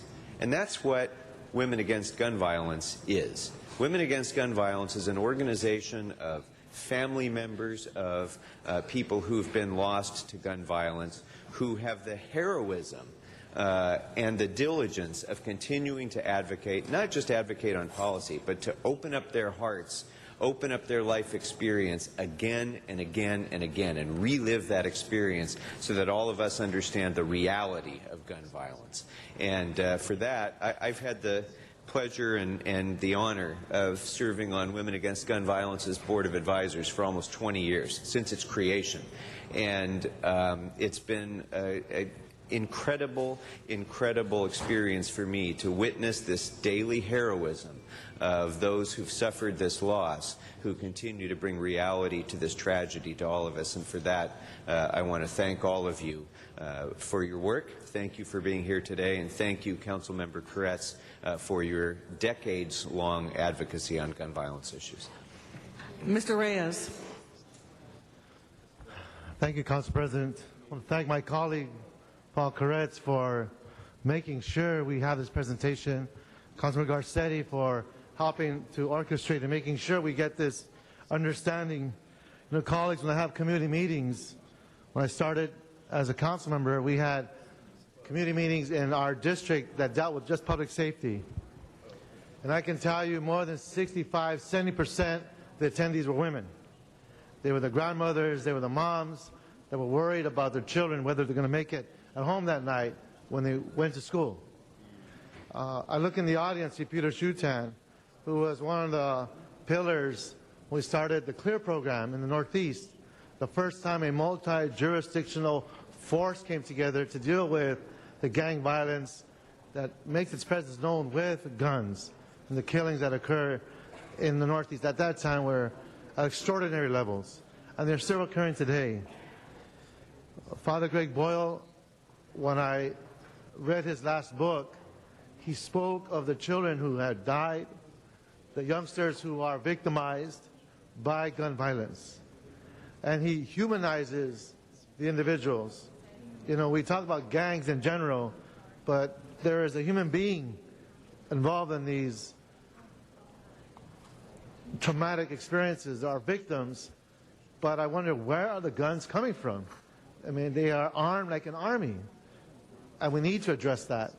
So there's a lot of social issues here, but the fact that you're bringing this to a focal point, the fact that you're bringing it to a level in which we are forced to see this in a manner that is real, makes a huge difference, hopefully, in how we change our environment so the kids don't have to worry that they're going to make it home that night, that the moms don't have to be wringing their hands with concern, wondering if my child will come back from that trip that they take to the store.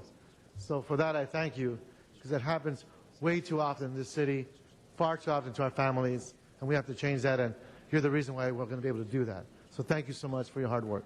Thank you, Mr. Reyes. Mr. Alarcon. Yes, I too rise to thank and congratulate Women Against Gun Violence for continuing the message and becoming the conscience of America with regard to gun violence. I was a state senator at the time and happened to be in the neighborhood when the shooting occurred, and was at the Jewish Community Center, the Child Care Center, shortly after the shooting. It was about a block, I think it was actually across the street from my district, so I was there to understand what occurred. Also, one of the victims, Mindy Finkelstein, her mother was my daughter's coordinator at Monroe High School, and I'll never forget when I saw her at the event at Cal State Northridge where Women Against Gun Violence was being announced, and she crumpled in my arms, knowing that I had lost a son in a different kind of event, and the passion that she suffered, knowing that her daughter was so close to death. She's doing very well nowadays, and so we're blessed for that. But I think the significance of this organization cannot be understated when we realize that the event that occurred was in a white middle-class neighborhood, and incredible violence occurred, not just at the Jewish Community Center, but also when the mail carrier Joseph Aleto was shot, even in a wider, more middle-class neighborhood up the street. And it tells us that it can occur anywhere at any time, but the fact that people have weapons in their possession and at any time could be compelled to do something, somebody otherwise very normal could go crazy and do things that they otherwise wouldn't do. That's why it is so important that we put whatever limits we can on guns in homes, in neighborhoods where people can act in ways that they otherwise wouldn't. I think the police department has said over and over again, and it's well known in law enforcement, on any given day, any given person can do something crazy. And that's exactly why we have to do everything to limit it. So again, I applaud you for becoming the conscience. If you don't want to listen to guys, if you don't want to listen to police departments, law enforcement, for God's sake, listen to your mother. Listen to women, because there's no greater passion than the love of a woman for caring for her children. And that's exactly what you're doing. You're caring for America's children. We thank you for that. Continued success, and you know you have our support. Thank you very much, very, very much. There is one card on this item. Item number 33 for Antonia Ramirez. Is Antonia Ramirez still present in the chamber? Ma'am, hold on one second. You can come up here, but hold on one second.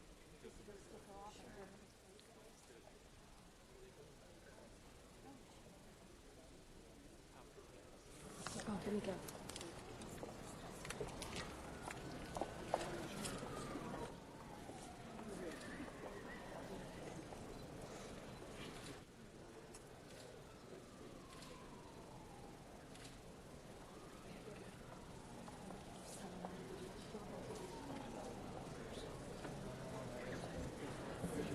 Thank you very much. Ladies and gentlemen, if I could ask that we step back just a little bit. The speakers need to leave.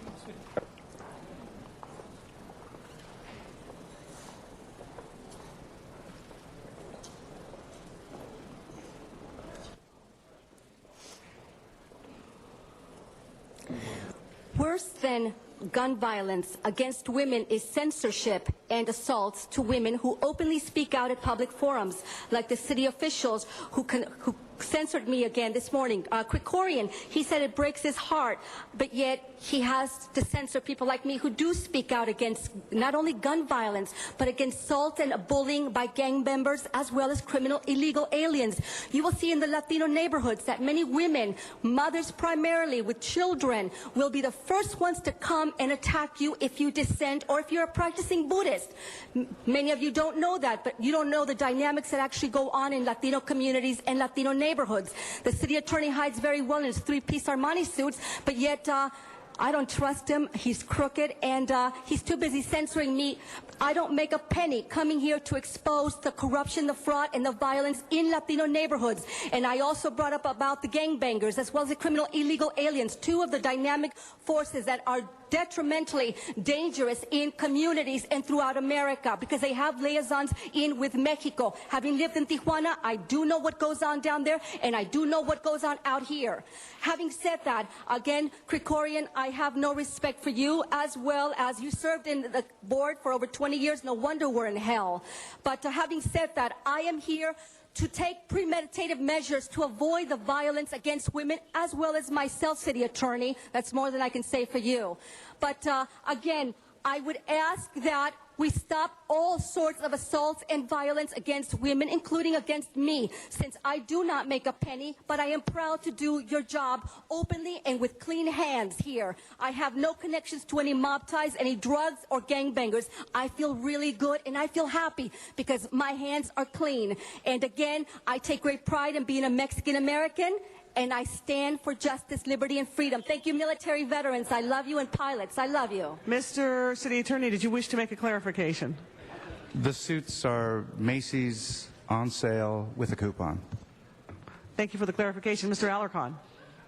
No, I was just going to confirm that. Thank you. Thank you for that PSA. Thank you.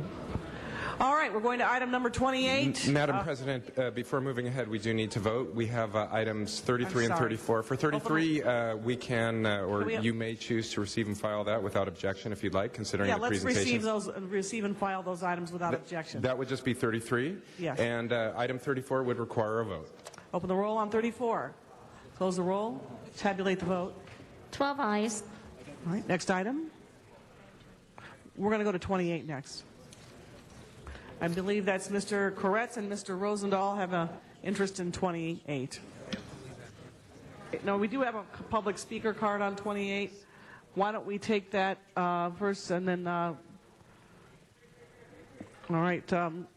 Bob Anderson, are you still here? Bob Anderson. And then Steve Twining. Steve Twining. Antonia Ramirez.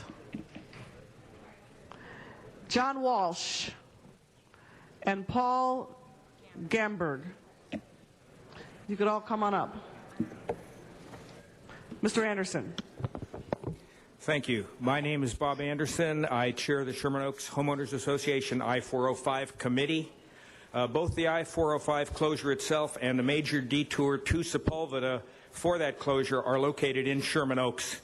So our community is expecting the worst over the weekend of the 15th through the 17th. We represent a broad constituency across Sherman Oaks and are working with other neighboring communities to help mitigate local traffic and, most importantly, safety impacts of the closure. We strongly support closing certain neighborhoods to through non-local traffic, as noted in paragraph C of the Koretz-Rosendahl motion, Council File 110939. One such neighborhood is my own in Sherman Oaks, and that's near Valley Vista Boulevard and Woodcliff Road. And we provided a map in a letter that we submitted that should be in your file package. I think those maps explain why that area and why the area at the top near Mulholland with Roscommare, Woodcliff, and Longbow are a disaster. I actually believe that people who don't know the area and migrate in there trying to get through during the closure, we may never see them again. It might be like the Twilight Zone, and we'll find them in their car 2 years later. It's going to be difficult. So we recommend that the City Council pass the Koretz-Rosendahl motion and also close the Valley Vista Woodcliff and Valley Vista Saugus intersections in Sherman Oaks to through non-local traffic. In addition, the access entrances should be closed to Roscommare Road in some way to the same type of situation. This will go a long way to protect those communities and their neighborhoods from safety impacts of the I-405 closure. And Anna Martinez, I have some color copies of my letter in case the ones that All right, I'll ask one of the officers to take copies from you. Thank you very much. Thank you very much. Mr. Twining. Thank you, Council people. First of all, I support totally what Mr. Anderson just said. My name is Steve Twining. I live at 1535 Roscommare Road, Los Angeles 90077. I'm a multi-year president of the Roscommare Valley, whose major street is the narrow Roscommare Road, a 5-mile canyon, substandard road, the first east of the 405, which connects Sunset to Mulholland. Whenever there's been a brush fire on the 405 or an accident on the 405 or an accident in West LA, our road is completely blocked, bumper to bumper, from Sunset to Mulholland. I have been an election supervisor several times in recent years, and one observation I've made is that the average age of voters is approximately 70 years. I have lived for the last 39 years in a house that survived the Bel Air fire of 1961, but the homes next to me and across the street were destroyed in that fire. Consequently, emergency access, both ambulances and fire truck apparatus, are vital to us. If one person dies in our community as a result of lack of emergency response, the City Council, both individually and collectively, will be personally responsible. Why is not our safety a concern to the city? I'll just say that I'm a community activist. I've been president of our neighborhood council for 5 years, and I'm currently president emeritus. I serve on the leadership council of the RAC, which is the West Side Alliance of 10 neighborhood and 3 community councils, where I'm the mobility transportation chair. I have been the president and chair of the Federation of Hillside and Canyon Associations, during which time we won on appeal a decision rendering that the transportation element of the general plan of the City of LA was grossly inadequate. Thank you, sir. We also supported Neighbors on the LA expansion. I've been a member of the Community Police Advisory Board for 10 years. In the Thank you very much. Miss Antonia Ramirez, John Walsh, and Paul Gamberg. All right. Item number 28, subsection B, specifically addresses considerations of detours, closures, and traffic routing as it relates to residents in the immediate vicinity. I've been asked to bring this up by several friends and people of all ethnic races.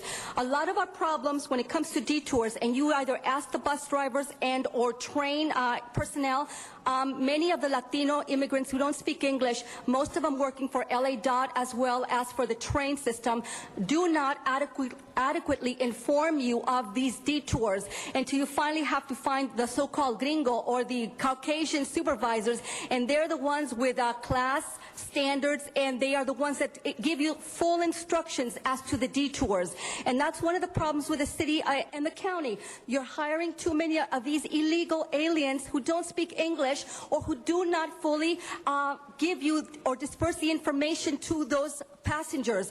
And that's a chronic epidemic here, and you want to bring in tourism when these people have no manners, no values, no standards of dignity, decency, and respect or self-respect. Madam President, I don't know if she's talking about the closure of the 405. Ma'am, I would like for you to stay on topic, or I'll have to invite you to sit down. Topic, I thought I'd just give you that as a pointer for the future. When it comes to tourism, you're not cut out for tourism. Thank you very much. John Walsh.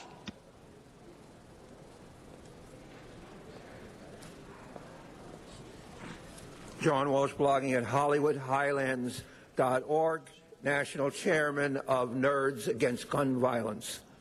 Carmageddon is coming. C-A-R, Carmageddon. Now, a fool predicted the world would end in May, and it didn't end. But Carmageddon will occur. It will occur in July, and it will be citywide, valley-wide, West LA gridlock. This should have been done in increments.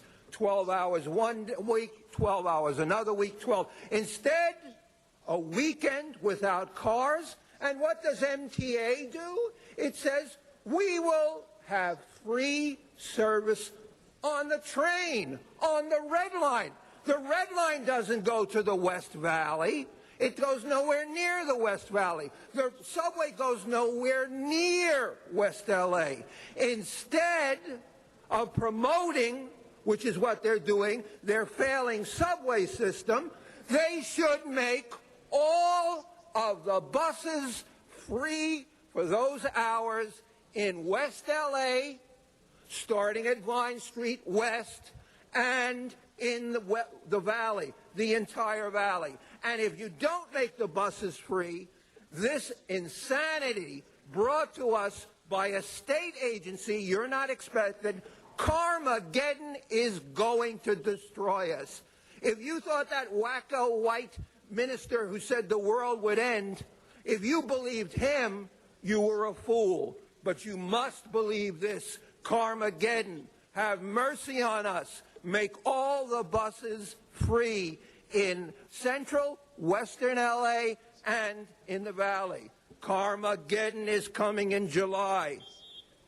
Paul Gamberg. Hi, my name is Paul Gamberg. I live in the Roscommere Valley. I am past president of Roscommere Valley Association and currently a board advisor who serves on the Citizens Advisory Committee for the 405, also security chair for the Roscommere Valley. And it's a small, sleepy valley with a narrow, tortuous road going through it, and as others have said, people can get lost. A few years ago, we were asked by a then commander, West LA, to get some, to see if we could fund some GPSs so that police wouldn't get lost responding to crime in Bel Air. Picture life, if you can, the second weekend of July, as if you were standing behind, as Metro will be, a giant cue stick on two billiard tables, one at the junction of the 10 and the 405, and one at the junction of the 405 and the 101. And when you shut the gates Friday night, Saturday's a busy freeway day, and the 405 gets closed, the drivers and the cars will be like the balls being scattered on a fast break. You can tell them to take the 101, you can tell them where to go, but you can't predict where and when they will arrive. We need a good traffic mitigation plan. In essence, the problems go back to the city budget. They go there because you've done a great job recently of filling potholes. Looking at the road today, those potholes are once again unfilled. The way things happen when you have Carmageddon, if you have trucks and a lot of traffic driving down small canyon roads, you have more damage to the road that you can't afford to repair. I ask for support on Mr. Koretz's motion. It's a good motion. The details need to be worked out. Thank you very much. Mr. Koretz. Thank you, Madam President. As you know, the 405 project is huge, although we expect it to bring significant benefits to freeway travelers and to improve a number of on and off ramps. But this has had a huge impact already on CD5 and CD11 residents and on that surrounding area. But what we expect to have a tremendous impact will be the closure on July 16th and 17th.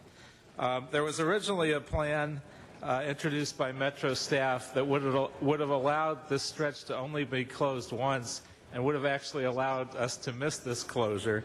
But unfortunately, that plan didn't move forward, and so we're faced with dealing with the closure and figuring out how to minimize the impacts. The first step, of course, is to tell everyone that could be anywhere but the west side of Los Angeles near the 405 on July 16th and 17th to stay away. But for the many folks that live in the area and can't be out of the area that weekend, or who work in the area that weekend and can't avoid it, we need to figure out what life will be like and how we can minimize the damage. So we thank Mike Barber and his project team for being here, and LAPD, LAFD, and DOT, and all the other agencies that are here to address our questions. If we could ask first if they all could come up and make a brief presentation on what their plans are to deal with this closure on the 16th and 17th. So LAPD, LA Fire Department, DOT, Caltrans, Metro, if everybody could come up.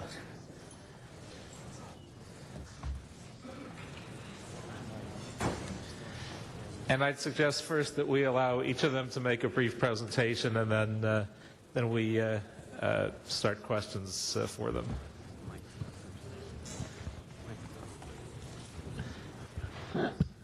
Good morning. My name is Michael Barber. I'm the project director for the I-405. I work for Metro and LACMTA.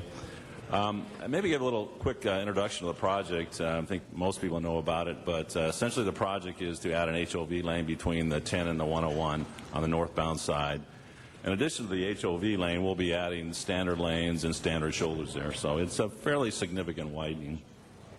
One of the problems with Mulholland Bridge is that the piers for this widening are in the way, so that's the problem. We have to remove the Mulholland Bridge and reconstruct it. Our plan right now is to demo the south side of the bridge first, but before we do that, we'll have to move traffic to the north side so that the local residents can commute across Mulholland Drive. So to do this, it's going to take, well, to begin with, the whole process of demolition of this structure is going to take basically the 53 hours, which starts about 9 o'clock. We'll start closing lanes 9 o'clock on Friday, and it will be open at 6 a.m. on Monday morning. The reasons for, if you've been watching the news, we've also been tearing down other structures there, Sunset and Skirball Drive. Those bridges are a little different than Mulholland Drive. If you'll notice, Mulholland Drive spans the entire freeway. The bridges at Skirball and Sunset actually have supports in the middle of the freeway, which allows us to do one-directional closures. So we can close the northbound while we tear down the northbound, and we switch traffic over to Sepulveda during that process. And then we do the southbound, we do the opposite. We detour traffic to Sepulveda, then we tear down the southbound. Unfortunately for Mulholland, it's one large span. It cannot be removed in pieces. It has to, it spans the entire northbound and southbound side, so taking it down in pieces would be a dangerous operation, to have any traffic near that. And in fact, it's just a dangerous operation, period. So that's the reason we did that. And the problem with detouring traffic now is that you have Sepulveda, and we cannot it's going to be very difficult to get, for this weekend, 500,000, the amount of traffic is 500,000 cars. And we're not going to be able to sustain those on Sepulveda.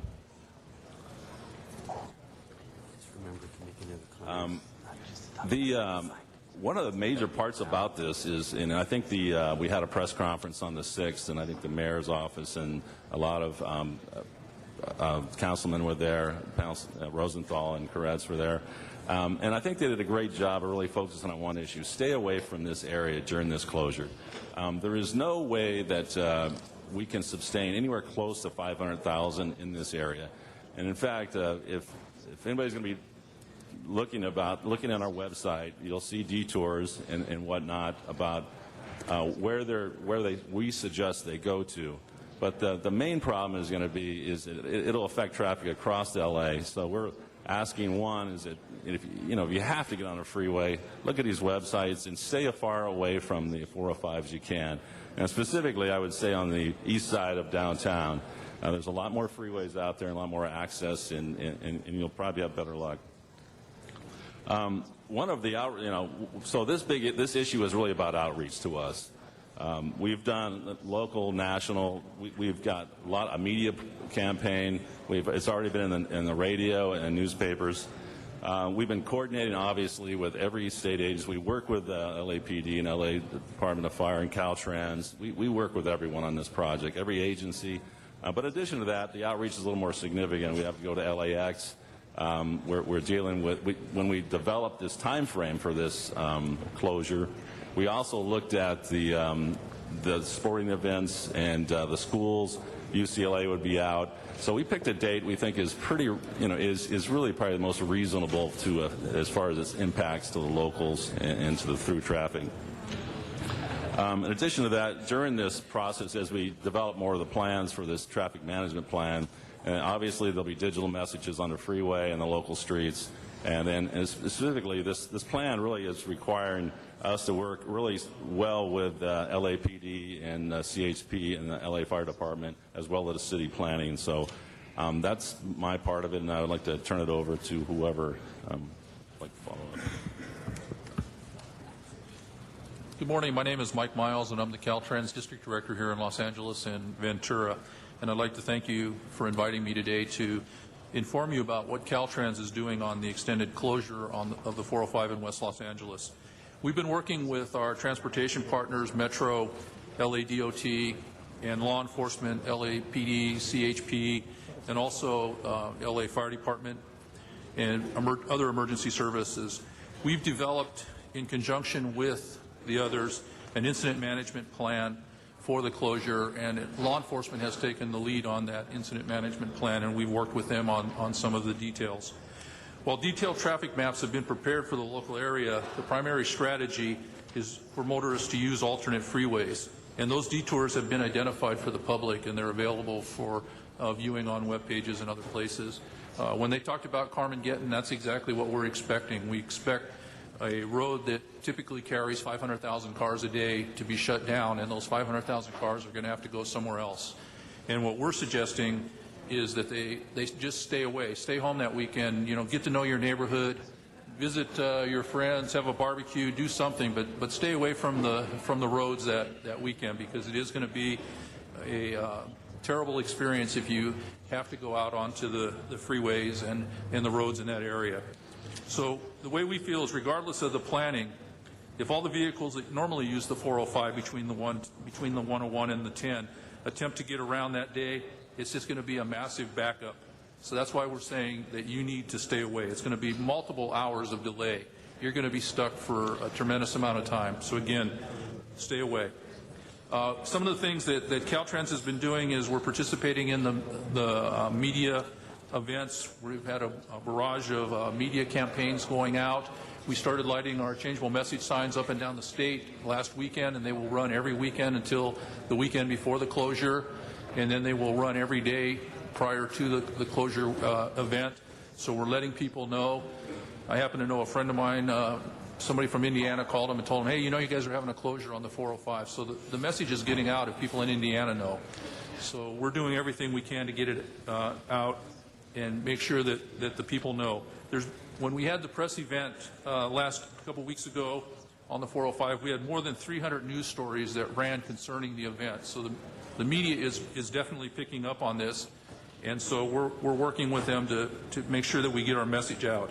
And again, the message is avoid the area that weekend. It's just not going to be a pleasant place. And if you have to drive through that particular area on that weekend, you need to be prepared for delays. So bring your patients with you if you have to go out and drive in that area, and leave the road rage at home, because it's not going to do you any good, because you're just going to be stuck in traffic. Additional media outreach is planned from now through the closure as part of the overall event and planning part of it and publicizing the closure. We're reaching out to all the media outlets and the community outlets. We're working with Ventura to make sure that the Ventura people know that this is going on. We've sent letters out to all of the cities. Art Leahy from MTA and myself signed a letter to every mayor in Los Angeles County notifying them of this particular closure and what the ramifications are. So we're doing that. Some of the other things that we're doing is we're going to bring in additional changeable message signs. We have 64 current permanent signs right now. Those are all going to be utilized during this event, plus we're bringing in an additional 30 signs from around the state. We are pre-staging equipment in areas of where we can access them easily, so that in case there is an event on the freeway, we can get in there and clear it as fast as we can and make any necessary repairs and get the traffic moving back to a crawl as quickly as we can. We also are going to be having an incident command center at our Los Angeles TMC Center.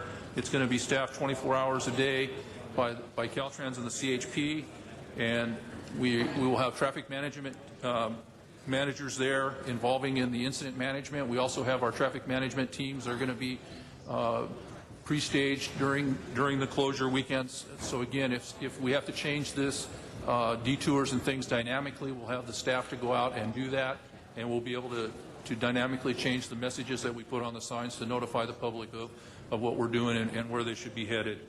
So again, Caltrans is confident with all the advanced planning that went into this that we're going to be able to manage the impacts. I don't care how much planning you have, this is going to be a bad event and things are going to happen that we're going to have to adapt to. And we're thinking that with the planning we've done, we're going to be capable of doing that. Councilmember Koretz, Madam President, council members, we have approached this the city family in terms of public safety much the way we would approach a Laker victory parade or another major event within the city. We've come together and formed a unified command. That unified command is represented by the Los Angeles Police Department, Los Angeles City Fire Department, California Highway Patrol, and the Department of Transportation. And so we have brought the best minds together from each of those agencies, along with the allied agencies, some of which are represented at this table, and really put our heads together. In fact, there's another meeting at 12:30 this afternoon to further hone the plan that we have created.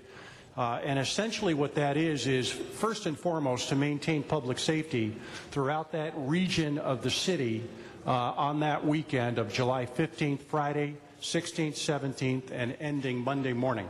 So that's the primary responsibility and the primary objective, maintain public safety. We intend to do that by creating divisions within that area north of the bridge and south of the bridge along the 405, where we will have law enforcement, fire, Department of Transportation.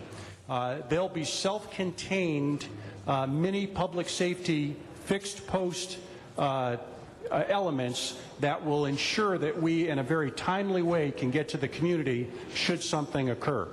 A number of things have been done in support of that, including heliports that will allow for us to safely move a traffic accident victim, a gunshot victim, or anything that requires that type of effort and get them to a hospital quickly.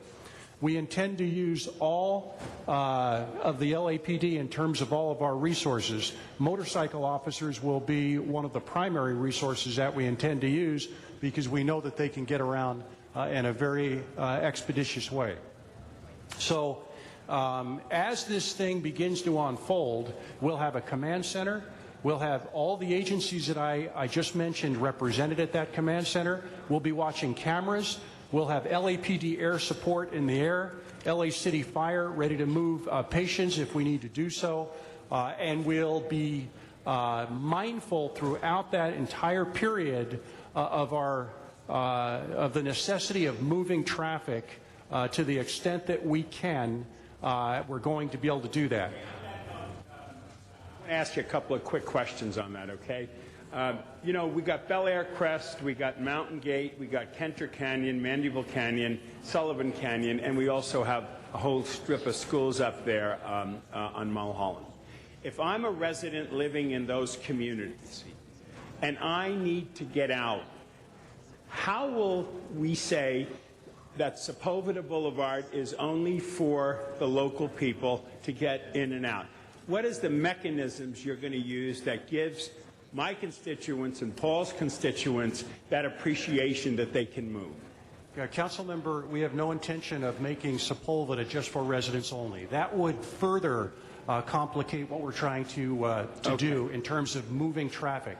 If we have to stop and identify who has the right to be on Sepulveda, that's only further going to delay the entire issue that we're talking about here at the table. What we need to do is keep Sepulveda open for everyone and recognize in terms of the residents, first of all, that they only move if they absolutely have to. And if they absolutely have to, we're going to be there to do our very best with the Department of Transportation to ensure that they can move.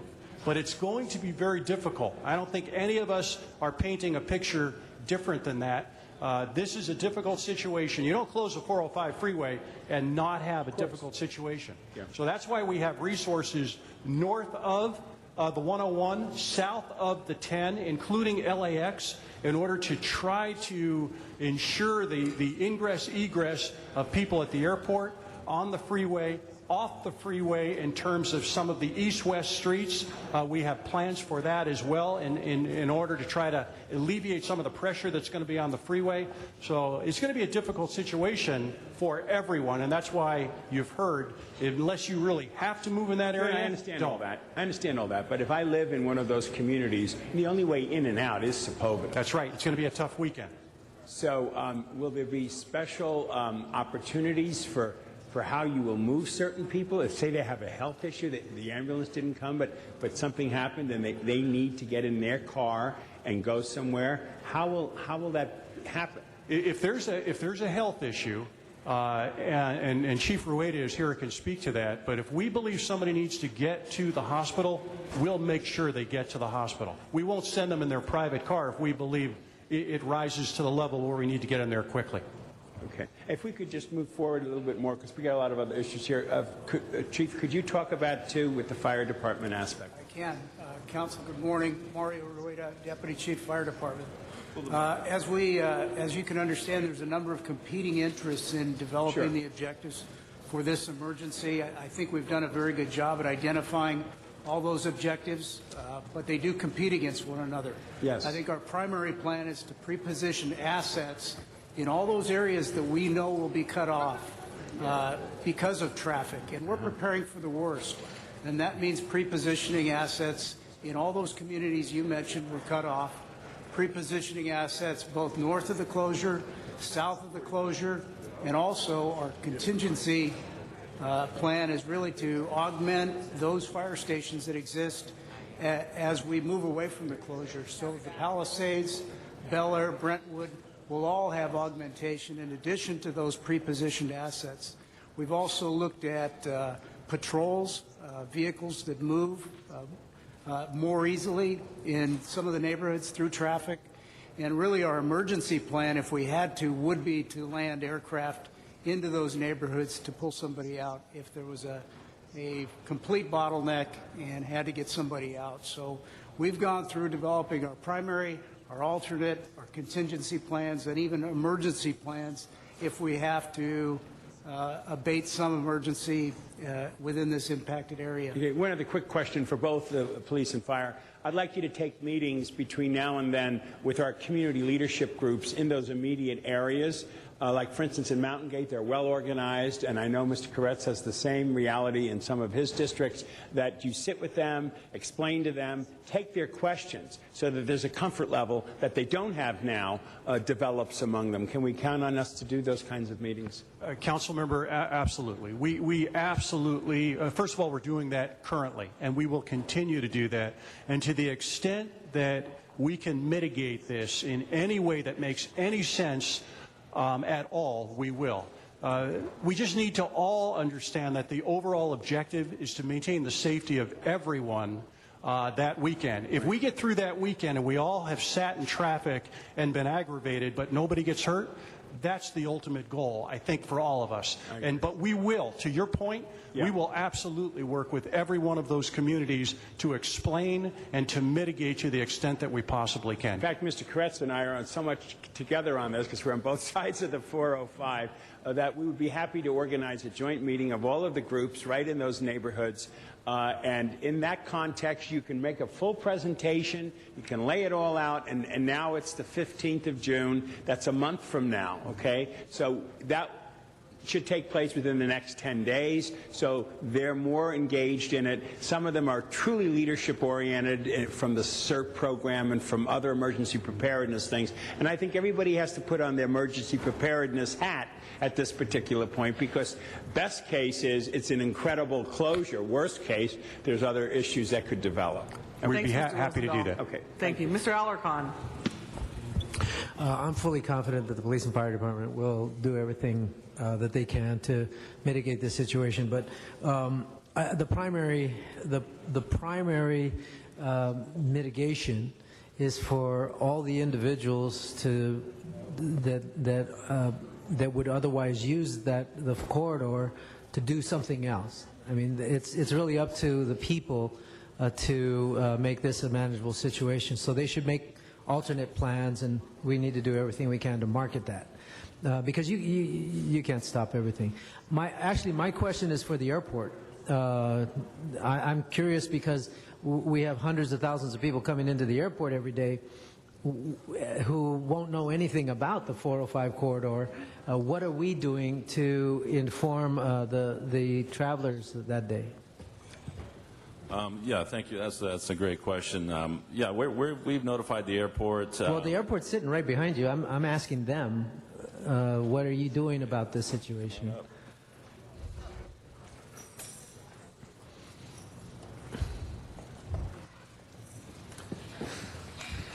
We have an active group that are working not only with our tenants, the airlines, but also with all the jurisdictional agencies that are managing this 405 closure to try to be sure that the airport constituency and the travelers are as well informed as they can possibly be about the disruption. So is there a way they're being informed in advance? Like, yes, if they have a ticket, they purchase the ticket, will they get some kind of notice that if you're flying into LAX, there will be major transportation issues that day?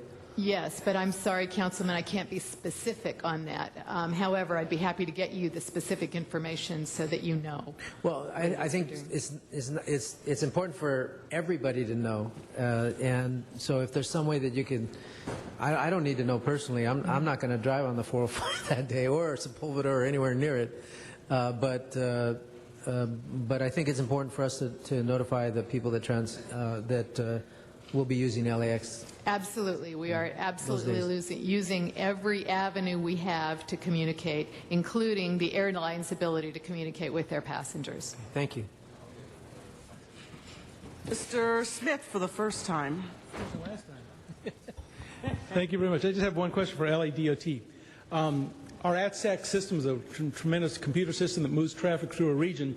When you have an extraordinary event like this where you can be overloading traffic north and south, are you going to disconnect ATSAC and manage it by hand, or are you going to let the computers continue? Because you might have 5 people sitting on one side street, ATSAC says it's time to let them go, but you might have 50 people lined up on another street waiting to get through that intersection, and ATSAC may not be our best option at that moment. So are we looking at managing ATSAC or just letting it run? Good morning, Madam Chair. Good morning, City Council. My name is Aram Sahakian with the Department of Transportation. We are going to be using every single tool in our quiver, including the ATSAC system, obviously. Just to give you an idea, our boundaries are going to start from Roscoe at the north end down to Venice at the south end, Bundy at the west end, all the way to Beverly Glen. Now, our deployment will include 140 traffic officers at key intersections, including 8 signal timing engineers. These are experts up and down the corridor because Sepulveda Boulevard, the pass, is not on the ATSAC system yet. North and south of it, they are on the ATSAC system. We'll also be using our CCTV, closed caption camera system, which covers this whole area. To answer the question, Councilman, ATSAC will be closely monitoring all the loop information that are embedded in the roadways, and accordingly, we will communicate to field engineers that are physically looking at conditions, and then we'll get feedback, and then we'll basically synchronize signals. So the basic answer is if you see a situation in an intersection, say Sepulveda and Pico, going totally down, ATSAC's not managing it, you'll call up and have your traffic guys out there override the system to get the traffic. Absolutely, and all those intersections will have a minimum of 2 traffic officers for the whole duration. Very good. Thank you. Mr. Koretz. Thank you, Madam Chair. On the signage, I'm wondering how dramatic we are going to make this signage to discourage people. Are we going to do something like 30 miles out south on the 405 have a sign that says 20-mile backup, take alternative routes, so people know exactly what they're facing and virtually everybody gets off that freeway? Actually, those signs will extend all the way up into Bakersfield. We're running our signs statewide, so if you're coming out of San Francisco, you'll see a message sign that says 405 congested, use alternate route, or expect delays. So we're fully utilizing. Well, that's exactly what I'm afraid of. Yep. That language wouldn't necessarily get me off the freeway if I knew I had to be somewhere. If it said 20-mile backup, I would say I can't ever get there. I've got to take another route. Yeah. So I think the language on the signage has to be strong enough. Otherwise, you're going to add thousands and thousands of cars that aren't completely aware of what they're facing. We can reevaluate the signage we put up, but we generally try to make the message as simple and short as possible because people tend to slow down to read the sign, and that in turn causes congestion. We also have the 511 system that's going to be broadcasting dynamic information to people so they can call 511 and get the latest update on the traffic in the area. You dial that number and it's voice actuated, and you tell them the route that you want to take or whatever, and it'll tell you the conditions on that route. And what have we done to plan for the very unlikely but existent possibility that this actually runs over until Monday? and it actually blocks traffic during the beginning of the workday. There's no question we planned for the modest potential disaster of hundreds of thousands of people on the weekend. But if we actually had a work day where people found surprisingly this went one day over, that would be Carmageddon. So what do we have planned to do to deal with that if it goes a few hours over? Yeah, Mike Barber. That's a great question, Councilman Carez, and we've been dealing with this. Mainly it's dealing with from an engineering standpoint. How do we demo this in a way that each phase that we can actually pull out and get out of the way in time on Monday morning. But from a standpoint of it absolutely happened, I think we're still studying that, and I think the approach we're taking is we've invested a lot of our effort into outreach, Twitter, email, broadcast, and I think because let's assume it didn't open up on 6 a.m. on Monday, there's really nowhere we can put these guys. There isn't a situation that we can find an alternative. So I think the approach would be is to say, look, we're still shut down. You're probably going to have to stay home, and I think that's the approach that's going to have to happen. But we haven't finalized that plan. I hate to say it, but that doesn't sound like an adequate answer. If the eventuality happened, this would have the impact of an earthquake or a major disaster, based on what you've told me, and I think we need to do better planning for that. Even though we know it's unlikely, if it happens, it would be the mistake of all time to have done it without adequate planning. Council member, you're going to hear from Mike Miles again, too, from Caltrans, but from the city family standpoint, we have built 5 operational periods starting Friday evening at 6 p.m. And Monday is also an operational period, a contingency operational period, should the work not get done. We've been told they have every belief the work will get done, but should it not get done, know that everything that I have spoken to and that Chief Rueda has spoken to will continue on into Monday, that we've actually planned for that. We hope it doesn't happen for all the reasons that you're articulating, but we've actually planned for that. So starting Monday at 6 a.m. to Monday to 6 p.m. is an operational period that has been planned for by the department, LAPD, LA City Fire, Department of Transportation, California Highway Patrol. And certainly the worst of it is that we're not warning people about that period because we expect it not to happen.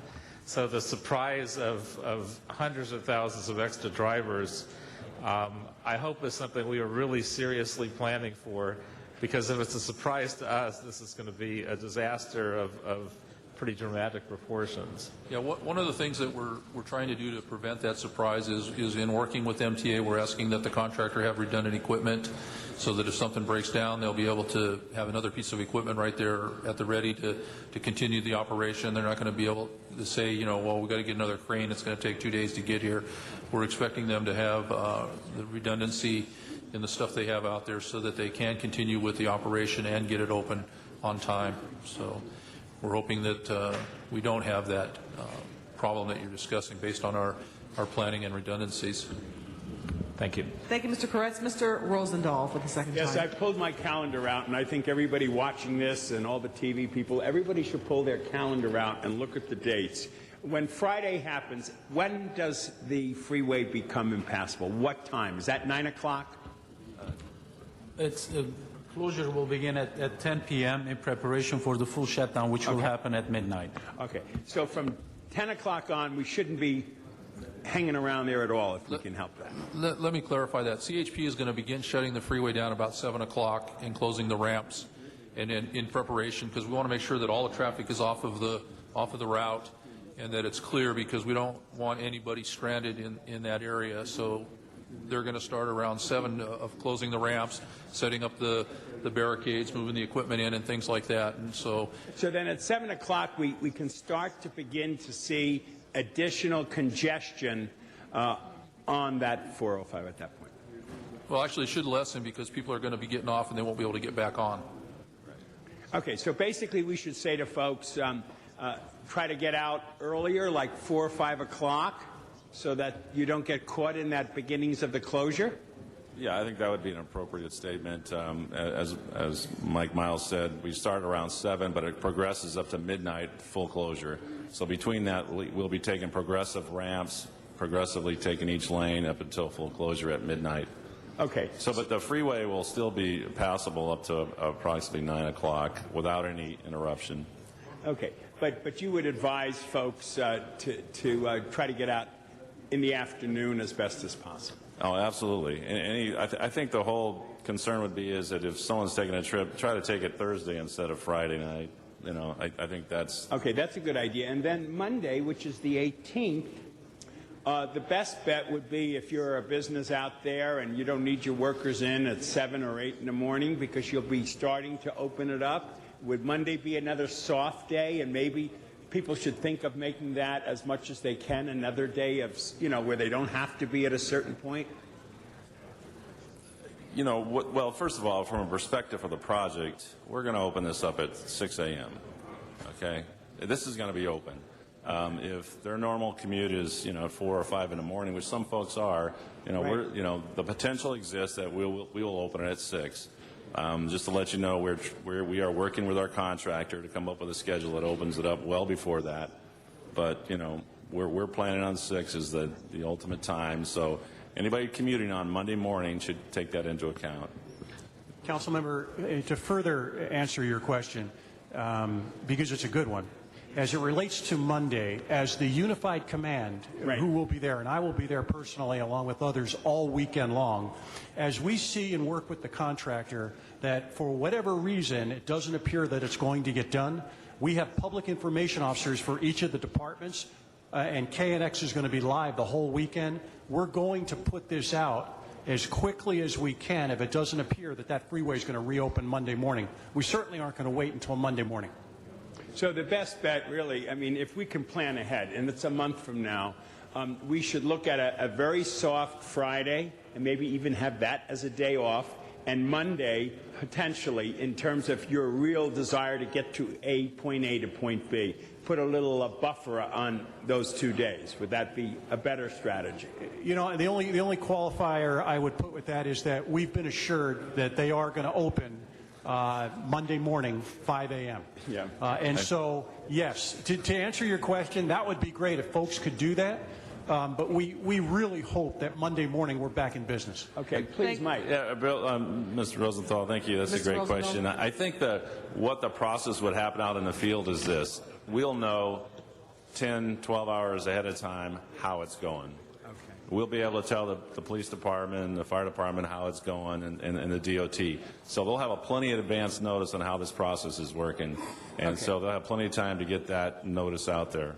Okay, and if between now and that date, if there's within the discussion of the police and the fire and Caltrans and MTA and DOT and all this, you get a better clarity of how this all can happen, please let us know, because maybe people should be more conservative in their mind and have that Friday and that Monday in their mind as potential days where they better not really think they can get from point A to point B, because we don't know. But as the month progresses, go ahead. Mr. Rosendahl, we have one more speaker, and I do believe all of the folks who are here do have to get to a logistics meeting. Right. That started at 11:30. Exactly. Go ahead. Am I right? Yeah. So if we could get this wrapped up, and we have another speaker in the queue.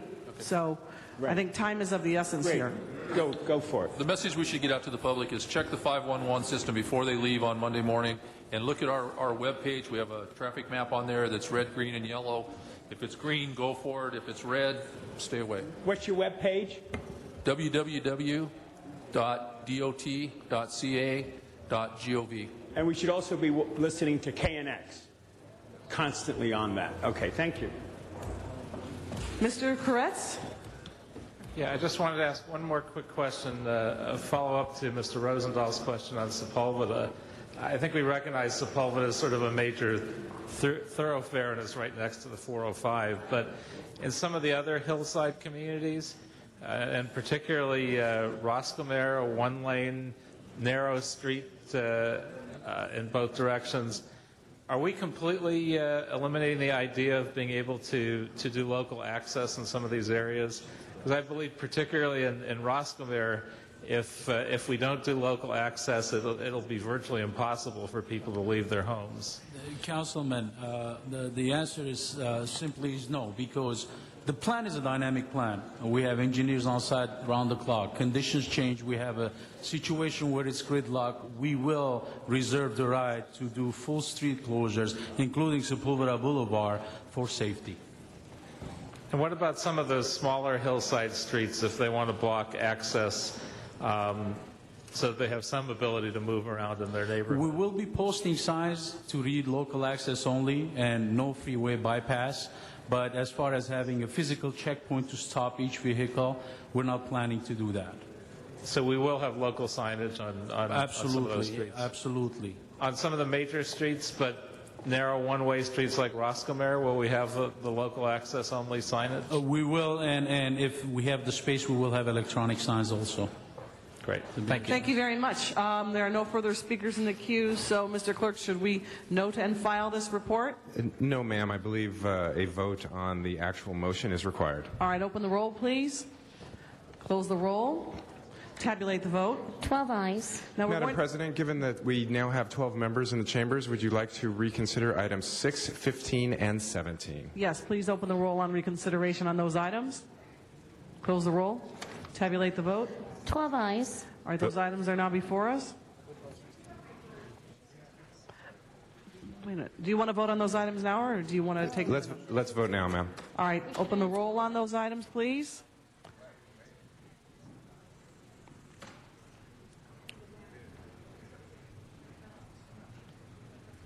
You want to vote on them separately? Okay, so we're opening the roll on items... 6, 15, and 17. Okay, the roll is open, the roll is closed. Tabulate the vote. 12 ayes. Thank you very much. Now, before we go on to item 39 with Mr. Cardenas, I would like to welcome to our council chamber today the chairman for the Second World Assembly for Women with Disabilities 2011, the organizing committee, Mr. Jin Ok Kim. If he could stand up, please, and be recognized. Mr. Kim is a graduate of the Korean Military Academy, and he has been a leader over the years, socially, economically, and politically, and he is here all the way from Korea. He has received commendations from the President of Korea, Myung-Park Lee, and President Barack Obama, and so it's an honor to welcome here to our own Los Angeles City Council. His work for the World Assembly on Women's Disabilities is an important and significant endeavor. Joining him here today are Consuela Mackey, Ms. Mackey, if you'd raise your hand, and Dr. Moore, if you would raise your hand, and Mr. Kim's contingent. So thank you very much, and it's an honor to have you here today. Thank you.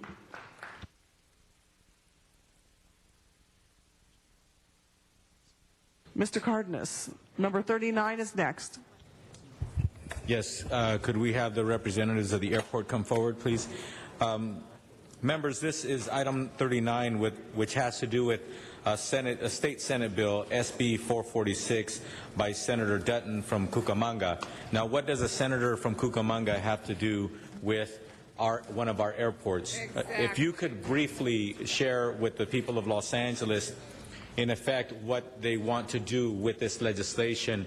And also, I just got off the phone with former Council President and now State Senator Alex Padilla, and he informed me that the bill actually got off the Senate floor, unfortunately. However, thank God, we have two houses of the legislature, and we should be able to make sense of this once the city takes a formal position, and the mayor and the council and all of us are able to weigh in. I'm sure that we'll have better success of making better sense of this Senate bill, and perhaps what will happen to it is what should have happened already, that it gets stopped. So please, if you could briefly tell us what this bill is trying to do. Councilman, I believe the original intent of this bill was to require the City of Los Angeles to transfer Ontario Airport into a newly created authority that was going to be defined and established by this legislation. You know and I know who owns Ontario Airport, but isn't Ontario Airport owned by the people of Los Angeles? Isn't it one of the assets of the City of Los Angeles? Yes, sir, it is. And in fact, the City of Los Angeles has put a great deal of money into improving the Ontario Airport. So I believe the City of Los Angeles has had the deed to that property since the mid-'80s and has been actually operating the airport since the late '60s. The legislation, as I understand it, has been amended to some degree from what it was originally when introduced to back off from requiring the City of Los Angeles to transfer the airport, because I believe there were some legal problems with that were pointed out. And now the legislation, I believe, focuses primarily on establishing an authority and identifying how that authority should be populated with representatives, which include the City of Ontario and the County of San Bernardino, but at this point includes no one from the City of Los Angeles, and that it then identifies the kinds of authorities that should be given to the staff that would be hired by this new airport authority. Well, one of the things I want to point out to the people of Los Angeles is that, in fact, the City of Ontario, which is the city that surrounds our land, which is the Ontario Airport, is actually very pleased with the fact that the City of Los Angeles owns an asset called the Ontario Airport, and that is the most coveted job provider in their area. So I just want to let the people of Los Angeles know that we are providing a great service, not only to have people be able to fly conveniently in and out of Ontario Airport, but also it is the most coveted place for people to work, especially when it comes to blue-collar workers and people in Ontario. And as a matter of fact, Ontario is in the Inland Empire, and their unemployment rate is much, much higher than it is out here. It's one of the highest in the country. So I just wanted to point out that I want to thank LA World Airports, which you head, Gina Marie, and the board, which is responsible for this airport, LAX, Van Nuys Airport, etc. I want to thank you for doing such a fine job. It's unfortunate that we have this consternation going on with a senator that, in my personal opinion, is doing this more to get headlines than it is to actually do good policy. But at the crux of all this is basically this. One of the things that was said on the Senate floor on behalf of this senator to try to get votes for this bill is that Ontario Airport is losing passengers. So LA is not doing a very good job. With all due respect, what is the passenger count when it comes to any airport right now in this economy, in this country? Is it necessarily the fault of the airport operator that travel is down, or is that an issue of the economics and something that's happening everywhere? The basics that underpin air travel demand are the economy and having people that have good jobs that are able to travel. And as we all know, the Inland Empire has been very severely hit, as has all of Southern California, but particularly intense in the Inland Empire. And if we look aviation-wide across the nation, typically it's the large hub airports that can weather an economic downturn with less intensity than the medium hub airports. In other words, the downturn in travel hits those large hub airports less than it damages the medium hub airports. There are many medium hub airports throughout the United States that have had a very severe drop in traffic. Ontario has lost about 30% of its passenger traffic. Oakland has lost about 37% of their traffic. So it's a very unhappy situation. However, it is not something that the airport sponsor can control. Okay, thank you. And I think it's really important also for us to note that when it comes to this particular airport, again, it is well received by and large by the surrounding community, certainly the workers and the families who actually have employment at this airport. Is my understanding the biggest economic engine in that area right now is our Ontario Airport. But unfortunately, we have a bill that is trying to do something that is not necessarily unprecedented, but something that is not good government, and that is to try to tell an owner of an asset, an owner of something as important as an airport, to say, we're going to have another body that has nothing to do with the owners and tell you how you run it, how much money you're going to have to spend on it, what you can and can't do. Again, I'm not saying that's unprecedented. That is wrong, and it doesn't make sense. And one of the things that we have to do as a city is we have to defend what's right and actually make sure that we continue to operate our asset. This is an asset of the City of Los Angeles. This is something that we cannot and should not allow anybody else tell us how exactly to run it, how much money we should spend or not, etc. That is the operation and authority of LAWA, and that's where it should remain. So as far as I'm concerned, ladies and gentlemen, this bill, this Senate bill, is something that we should oppose, and something that we should oppose officially by passing this resolution, and also send the message to Sacramento once it gets into the other house so that they know what our intentions are and that we're able to forthrightly speak on behalf of our airport and our asset. Thank you very much. Thank you. Thank you, Mr. Cardenas. And the maker of the motion was Mr. Rosendahl. Thank you very much, and I appreciated my colleague's comments. He has the experience of Sacramento, and Ms. Hahn and I put this motion in, obviously, for obvious reasons. It's our airport, it's our region, and we're very concerned about it. I met with the Vice Mayor of Ontario over this issue, Alan Walpner, and he complained to me that they were not getting the support, and yet the costs were going up. Obviously, your point about the 30% decrease has to do with the reality of the nation and the economics we're in. But more importantly, the question is the management of it and the ownership of it. Have you entertained or thought about the idea of potentially selling that airport so that they then would have the responsibility for it, or is that something we don't even want to talk about? As the president of the commission, let me speak to that. That is not something that we've talked about at all. The fact of the matter is that this is L.A. property. This is something that we have been operating for some time, as Executive Director Gina Marie said, and it's very important to us that L.A. Ontario thrive as LAX thrives and as Van Nuys thrives. We are focused on all three of these airports, and we are not unsympathetic to the issues that Ontario has, and we have engaged in conversations with the city manager, Chris Hughes, to talk about ways in which we can cooperate with them to do whatever is possible to do what we can to change the situation.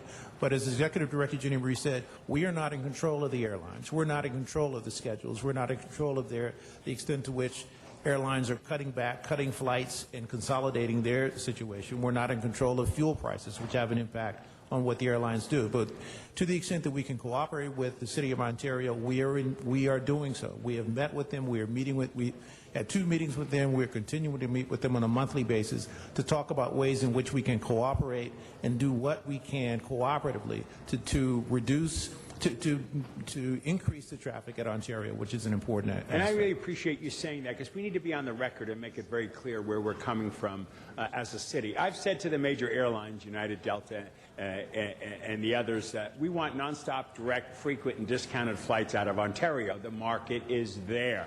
And the way we're going to get there is the incredible modernization that Gina Marie's leadership has put forward with LAX. And colleagues, as you know, as we improve the Tom Bradley terminal, that $1 billion+, $1.5 billion, and we'll finish it by 12/12/12, those costs get passed on to the airlines, and then the airlines will see that going to Ontario might be a better idea for the Inland Empire, Orange County, and Ventura. We know that Anaheim would like to go to Ontario. We know the Inland Empire would like to. It's just that the airlines have not had nonstop, direct, frequent, and discounted flights out of it. The market is there. But by the modernization that your able leadership, Gina Marie Lindsay, is creating that dynamic, because that airport was not modernized since 1984. So people need to realize that the comments about a third world airport, and I don't want to say third world because we're one world, requires us to spend that kind of money and modernize that airport, pass the cost on to the airlines, and get the airlines incented by the concept of Ontario being valuable for that market. So that's the long-range solution. But Mr. Cardenas brings in the intriguing aspect of Sacramento. Obviously, we have to oppose their action because, first of all, they're in no position to do this kind of a thing. We own that airport, and that's just politics rather than it is the reality. So, Jean Marie, please respond a little bit about the games going on here and why it's so important for us to pass this resolution. Well, I believe that Sacramento would be informed by guidance from the City of Los Angeles on clearly how we feel about this very important asset. So I appreciate the fact that the Council is considering this move. And I just want to underscore what President Lawson said. We are meeting monthly. Our intent is to do everything possible to make this airport successful, whether that is finding additional ways to reduce what it costs to operate the airport or finding additional ways to market the airport. We've recently, in our discussions with the City of Ontario folks, outlined a way that we could try to lean in together to try to have a community relations program that promotes local people actually using that airport. That's kind of the community putting its commitment in how they travel.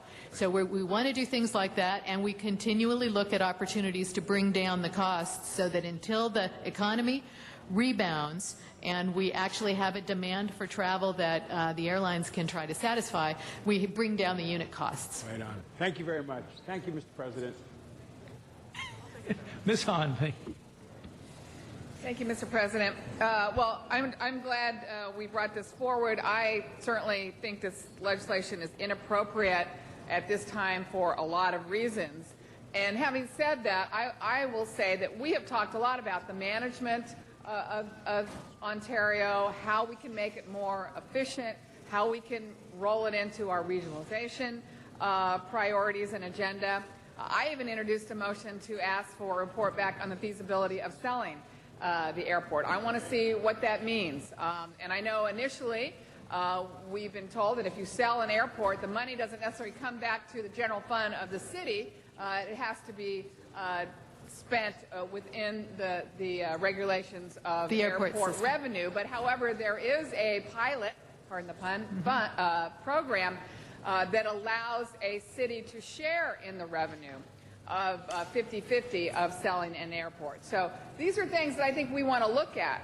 And I think we're open to looking at a lot of those things. But this legislation is inappropriate. It's a power grab by Sacramento.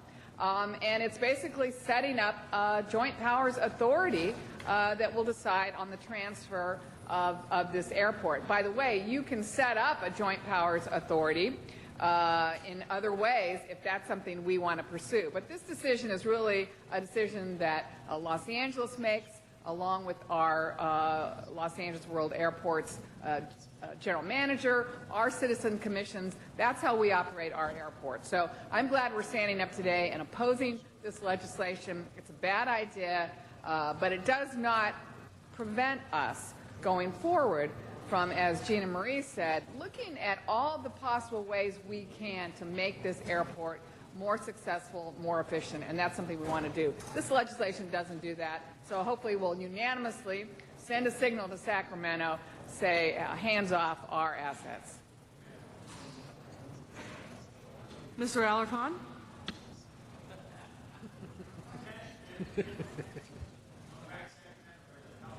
Oh, yeah. This is a very aggressive bill that would essentially, in its earliest phase, was a literal taking from the city of Los Angeles. So I'm curious why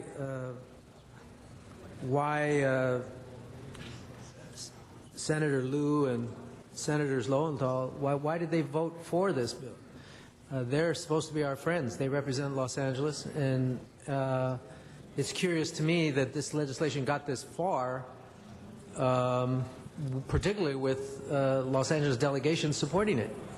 I think in committee it only had one vote against, and that was Senator Padilla, but the others voted for it. So let me, the ayes included,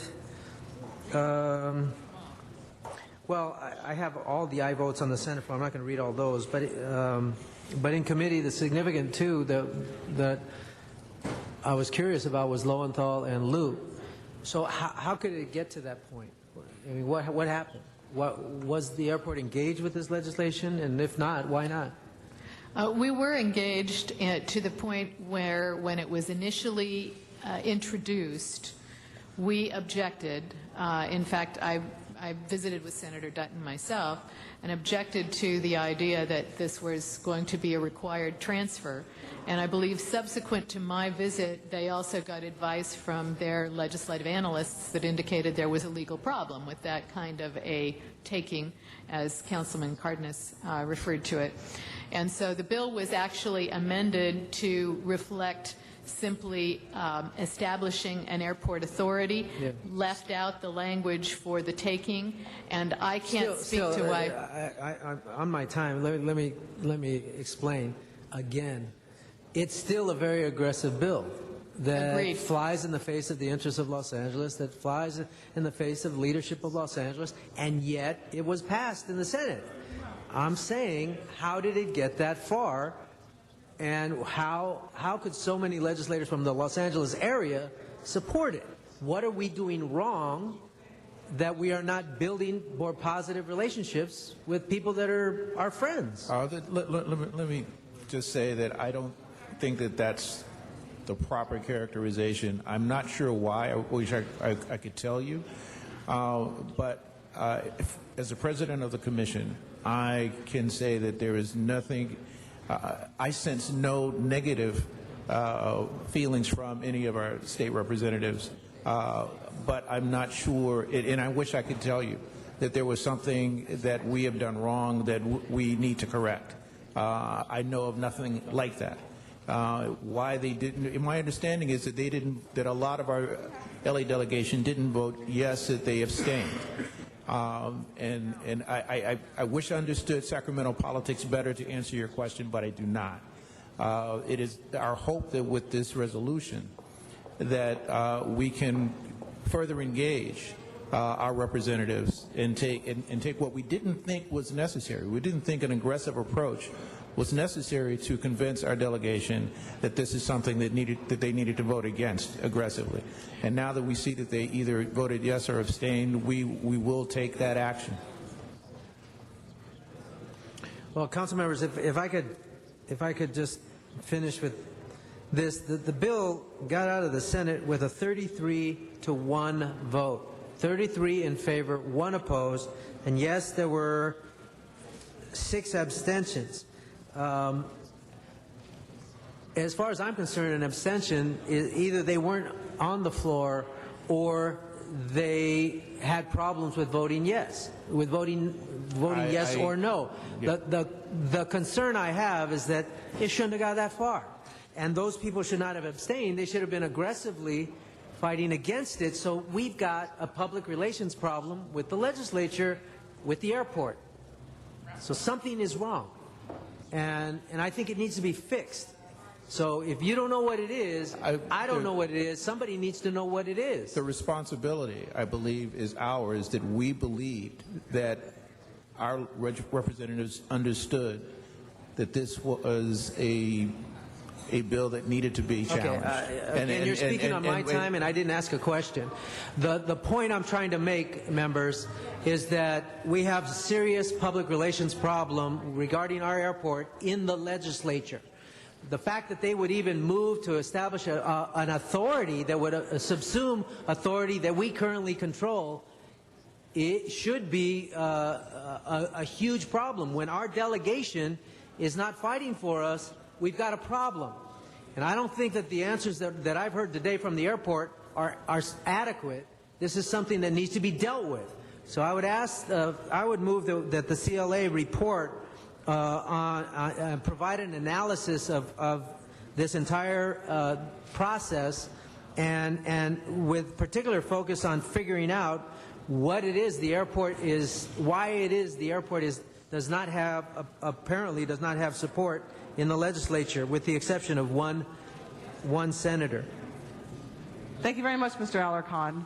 Mr. Smith is next. Mr. Smith? Deferring to me. Okay. Deferring to me.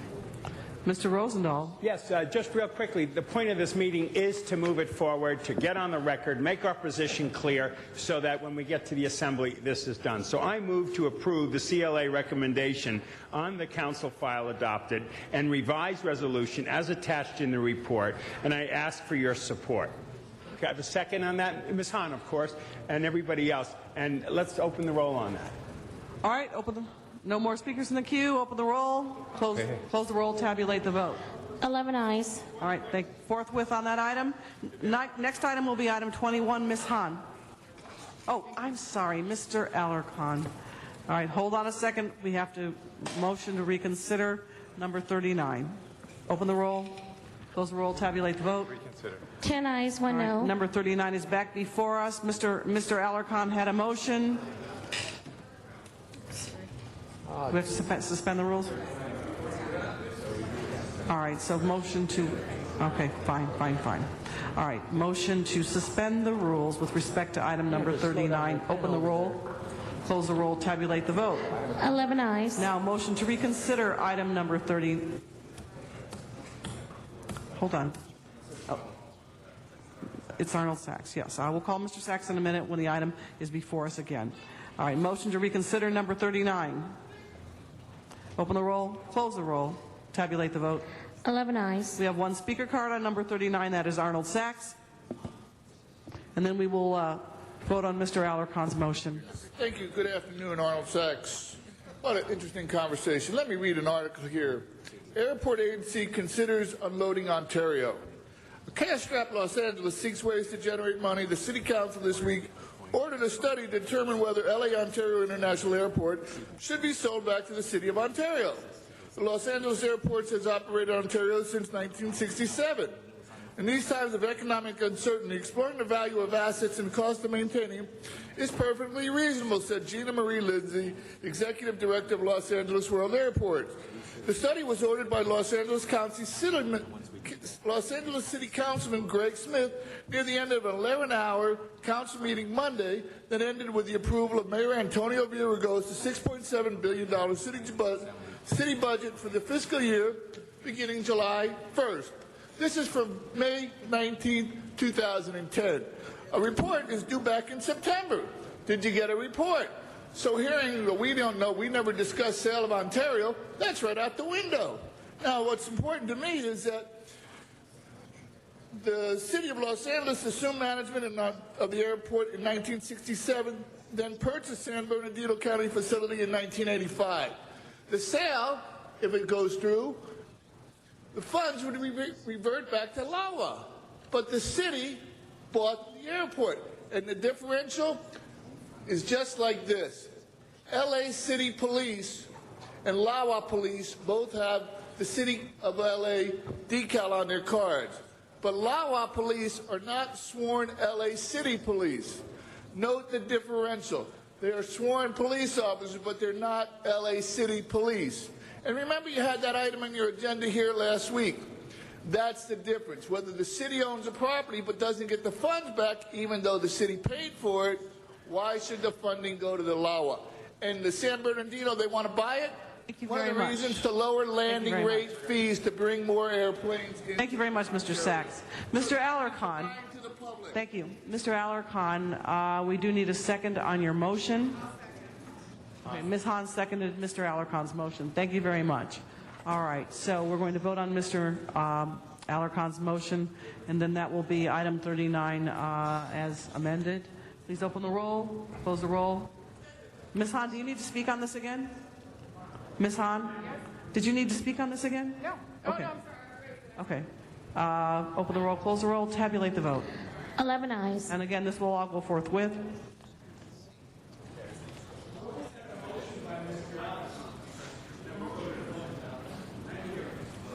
I can't hear you.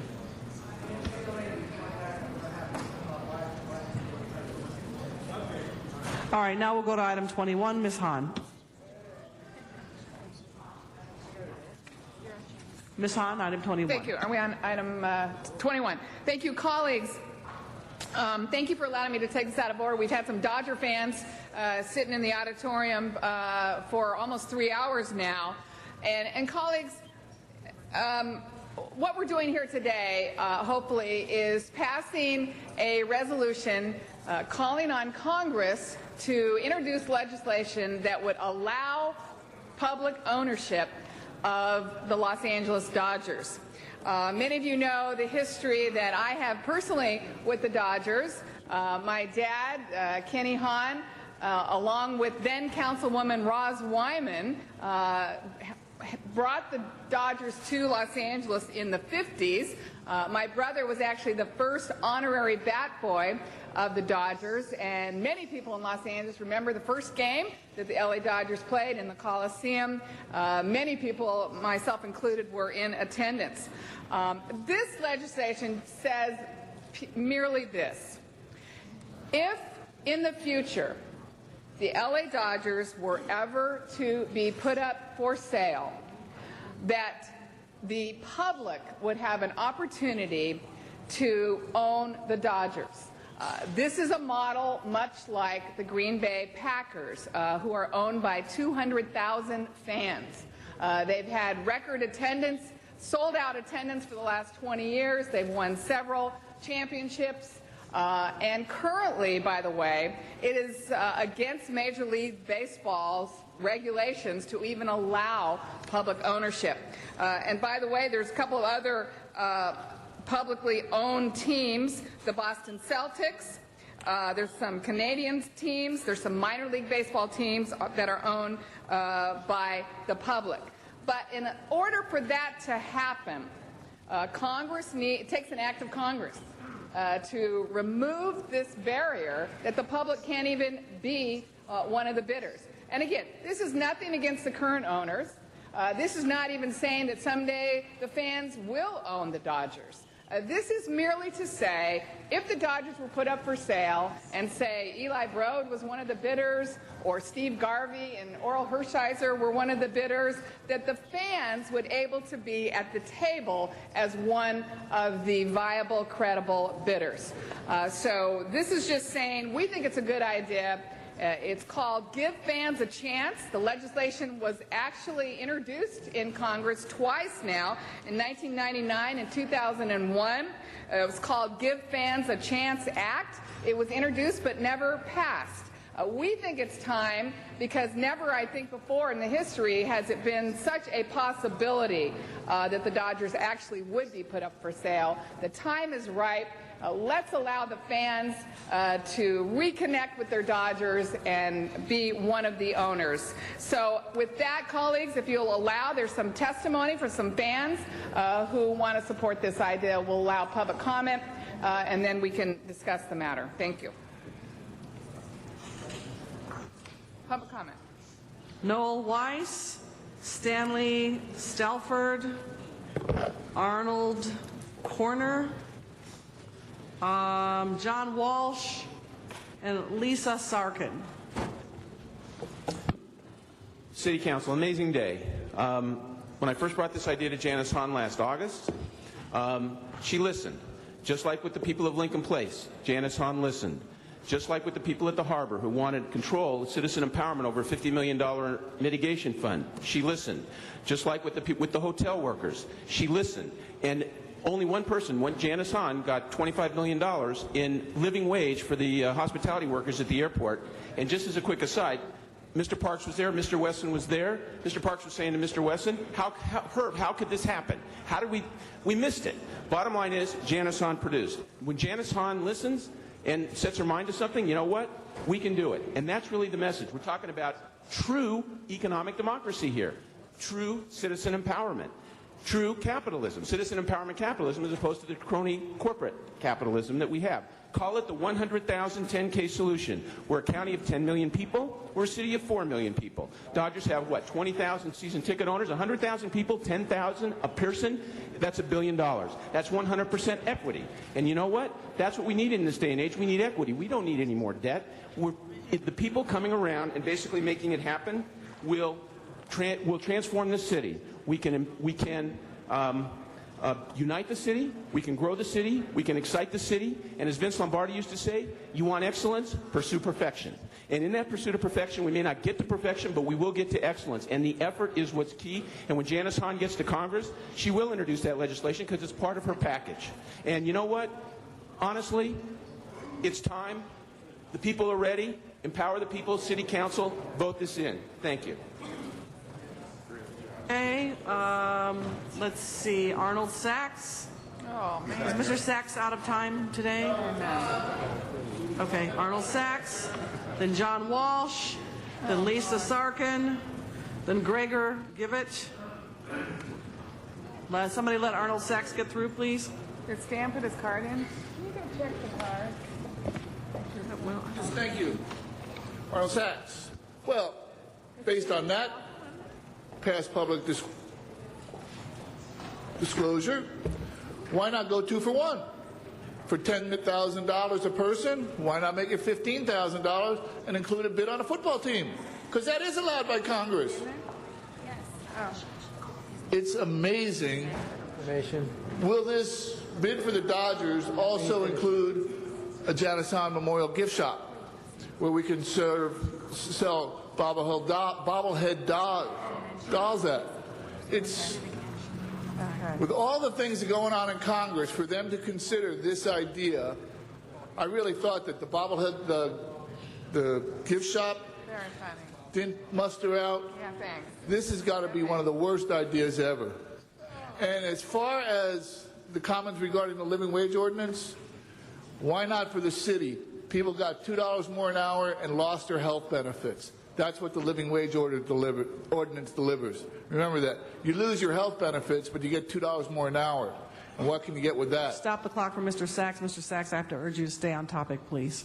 Go ahead and start the clock well, again. no. The previous speaker brought that up, so I just wanted to reiterate what the living wage ordinance was all about. But again, there's a reason there's no other baseball team that's got public ownership, because it's against antitrust laws to do that.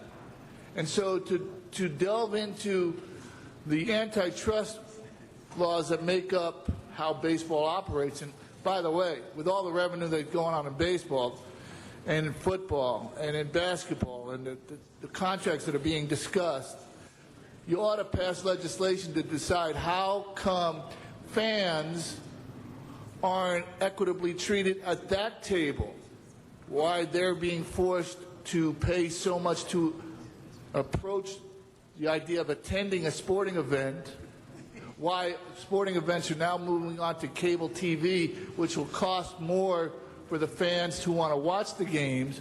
Why not look at legislation regarding that aspect of professional sports and leave the ownership? Man said Eli Broad wants to buy. If Eli Broad wants to buy the team, just like they want to do with a football team, he can do it. Thank you. Mr. Alarcon wanted a clarification, and then we'll go to Mr. Reyes. I'm sorry, Mr. Stolford. Madam President, I just wanted to clarify that Mr. Sachs cannot be taken seriously because he's wearing a New York Yankees T-shirt. And Thank you. Thank you. Mr. Stolford. Good afternoon, Madam President Pro Tem, members of the City Council. Who's next? My name is Stanley Stalford. I am chairman of OwnTheDodgers.com. We propose public ownership of the Los Angeles Dodgers Baseball Club. A few things very quickly, because I think brevity is beautiful. First, I want to thank Councilwoman Hahn for her leadership on this issue. She is the first public official to come out and say it's not only is it a good idea, but here's a resolution for it, and let's go and do it. Number two, this has been done before in Major League Baseball. In 1998, the Cleveland Indians owner sold 40% of, albeit it was not 100%, it was a minority share of the team in an IPO. The shares were listed, and the fans of Cleveland owned a minority interest in the team. Ultimately, the team was sold again, and those shares were bought back and whatever. But it has been done. I confirmed this with the General Counsel to Major League Baseball 2 Thursdays ago. OwnTheDodgers.com is the organization that we have started that says if, in fact, the Dodgers are for sale in the future, we are going to represent the fans as a fan ownership bid. All we ask is for a right to be at the table. We're not demanding that it be sold to us. We're not pounding our fist on the table. It's not our style. What we're saying is just please allow us the right to sit there with the billionaires and bid on our team. And in closing, I think the number one problem facing the Dodgers today is fan apathy. There's 7,000 to 10,000 people not in the stadium each night.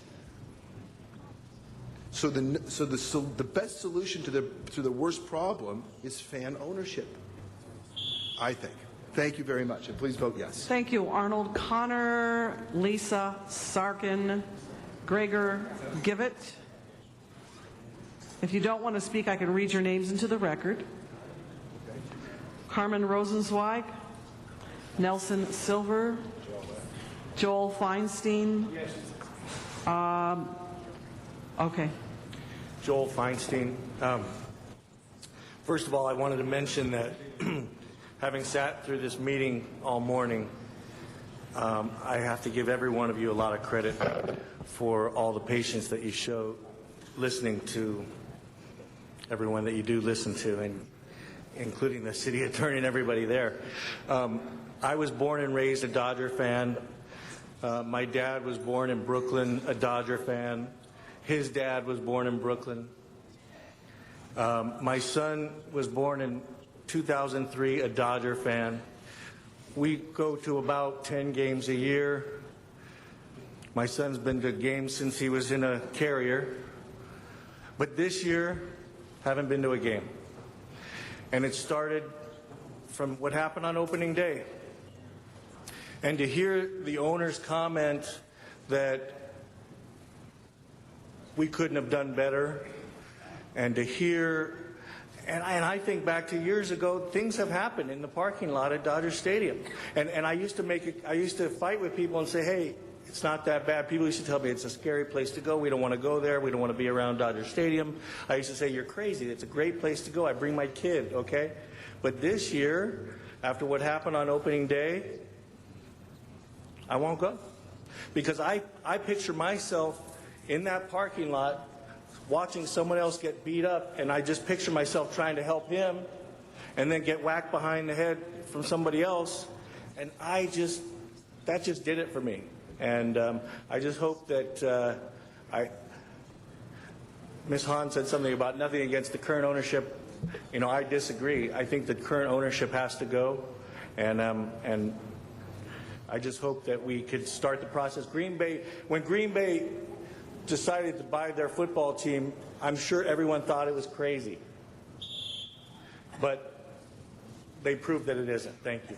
Thank you very much, Mr. Feinstein. Mr. Bob Burke, are you still here? If Mr. Burke is no longer present, I will read his name into the record. And then Charlie Frank, I can read your name into the record if you... No, I'll speak quickly. Unfortunately, I'm the last of about 50 Dodger fans that were here this morning, and it's a shame that you all didn't get a chance to see everyone, because we had a group, it didn't matter, man, woman, child, from Redondo Beach, from Riverside, from the Valley. I mean, we had a great cross-section of people, and I think that's really important, and that you all should consider that seriously, that we have the support of everyone. It's not just a group of local West Side people. We have support from everyone from around the area.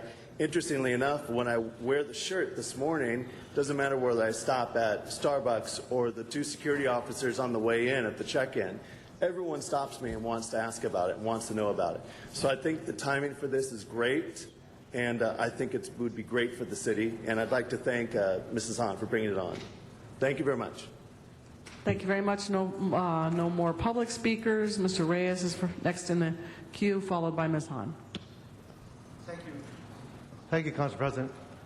You know, colleagues, I appreciate and applaud Councilmember Hahn's concern for our fans and the history of Dodgers and the memories you hold in its development as part of our historic fabric. And I think that's something we need to appreciate and cherish and support. But I also know that it just seems rather, rather ghoulish that we don't allow for this process to finish. We know he made payroll today. We know Major League Baseball is going to be making a decision soon. And I would say, let's consider this option, but give that time, this phase to play itself out. And the reason why I say that is I've been working with the Dodgers the past years, and I'm looking at 8,000 local organizations over the last 2 years who have received charitable tickets. I'm looking at 12 dream fields, baseball diamonds that were built in our communities, 12 where they have a target of 50. And these are millions of dollars of investment in our community. So there is a sense of outrage, and believe me, seeing this happen in my district and seeing what we're going through and the investment we made in trying to capture the cowards that did this heinous crime is something that's very real. But I also know that the investment given, the time allotted, 2 weeks, would at least allow for this process to take its course. We know the court's going to be making, the judges that are reviewing this case will be making a decision soon, and that is what I would ask. If we can have a 2-week continuance on this and address this resolution and open up that option if that is what the public chooses and that's what Congress will do, I'm fine with that. I have no hesitation with that. I would just like to show some space and respect, quite frankly, of what has occurred in the past few years with the Dodgers and allowing for this courtesy, if you will, of giving them those 2 weeks. And that would be my ask. And that would be, I'm not sure if that's a friendly amendment. I don't know how you'll take that, Janice. If not, that's fine. I will make that a motion. We continue this for 2 weeks. Yes, we have a second, Mr. Reyes. Second from Mr. Smith. Ms. Hahn, you're in the queue. I certainly appreciate it. I just want to reassure Mr. Reyes, this has nothing to do with the current process. Nothing. This could be drug out in court for a long time. And again, we hope Mr. McCourt makes the payroll. We hope the television deal goes through. We want that to happen. But the fact that Major League Baseball put in someone to run the day-to-day operations of the Dodgers made us realize that maybe in the future the Dodgers would be put up for sale. And if you think things take long on the City Council, I can only imagine in Congress how long it takes for legislation to actually pass. So I think even if we pass this legislation today, colleagues, all we're doing is saying if in the future the Dodgers are ever put up for sale, that the fans would have a legal right to be one of the bidders. By the way, I know Mr. Alarcon has introduced a motion that says, what is the process if Congress does pass the legislation to remove this barrier to public ownership? And I imagine the process is a pretty long process. So this is showing no disrespect at all, Mr. Reyes. It's merely saying, let's go on record to saying we think the fans should have a right to own the Dodgers, just like the Green Bay fans have had the right to own their beloved football team. That's all this is. It's really simple, and I would request, council members, we do this today. The fans have been talking to me for a lot. I have a lot of email from fans. The public mood, I think, in this country is that people take more ownership of their cities, they take more ownership of their neighborhood, and they're allowed to take ownership of their sports teams. So that's all we're doing today, and I would respectfully ask that we pass it today in respect of the fans of the LA Dodgers. Thank you. Mr. Krikorian. At the risk of continuing this unduly, I just had a question for Ms. Hahn. Is it possible that we can make public ownership of the Dodgers contingent upon their promising to finally get the Dodgers a decent bullpen? I agree. I'd like to see more money go to relief pitching. Okay, thank you. We have no more speakers in the queue. So we have two issues before us. One is a request for a continuance, and then Ms. Hahn's motion. So, Mr. Clerk, do we need to vote on the last one in first? Yes, Madam President, we do. That would be the Reyes-Smith continuance for 2 weeks. Okay, let's open the roll on that item. Close the roll. Tabulate the vote. 4 ayes, 6 noes. All right.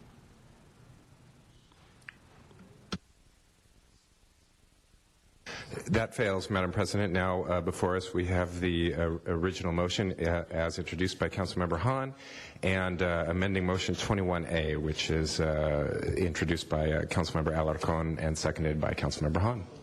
Open the roll. Close the roll. Tabulate the vote. 8 ayes, 2 noes. Okay, great. Thank you.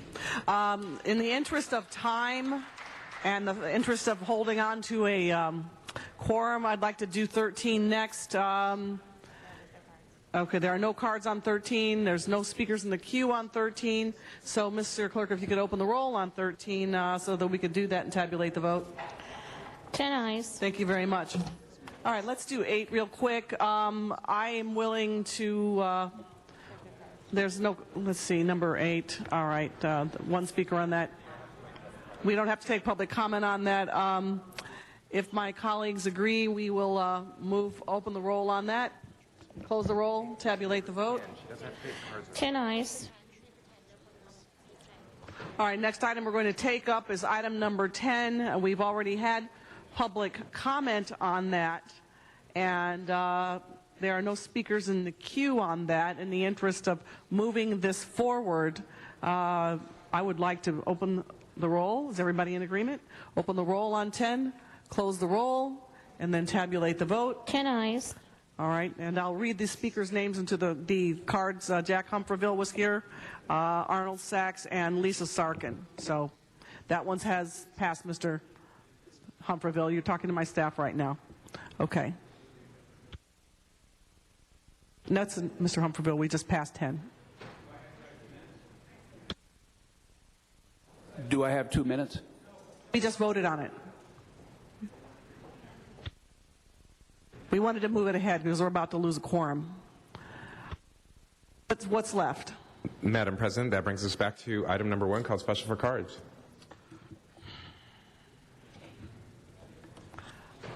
All right, item number 1 is before us. John Walsh is not in the chamber. Antonia Ramirez is no longer in the chamber. No speakers in the queue on item number 1. Would you please open the roll, close the roll, then tabulate the vote? 10 ayes. Next item. That brings us to item 16.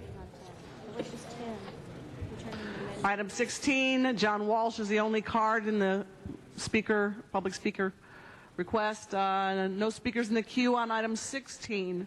Please open the roll on item 16, then close the roll on item 16. Tabulate the vote. 10 ayes. Next item.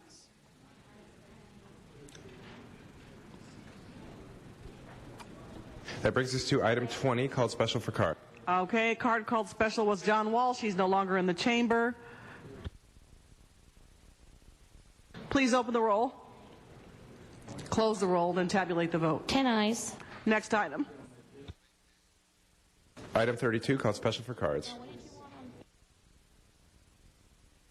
Antonia Ramirez, no longer present in the chamber. For item 32, please open the roll on 32, close the roll, then tabulate the vote. 10 ayes. Next item. Item 35, called special for cards. Card by Arnold Sachs. Mr. Sachs is no longer present in chamber. Please open the roll on 35, close the roll, then tabulate the vote. 10 ayes. Next item. Madam President, the desk is clear. Okay, well, 16.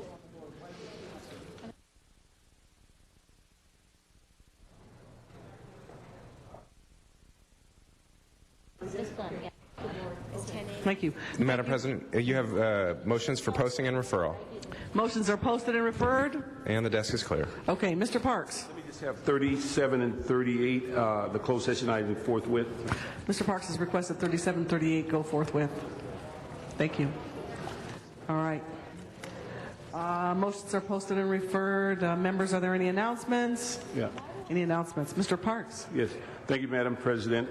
Just for the public's awareness, on Thursday, June the 16th, 5:30 at the Culver City Hall, 9770 Culver Boulevard on the first floor, will be a public meeting regarding the State Commission's redistricting maps, and to be the first public hearing on that issue. And so we'd ask people to be there. Also, on the public dialogue regarding water and power rates, the South Los Angeles meeting will be Tuesday, June the 21st, 6:30 to 9 p.m. at the California African American Museum at Exposition Park, 600 State Drive.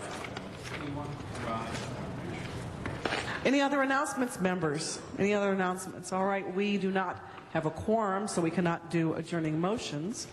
We will pick that up tomorrow, so please bring your adjourning motions then. Mr. Clerk, call the roll. Okay, all right, the meeting is adjourned. Thank you.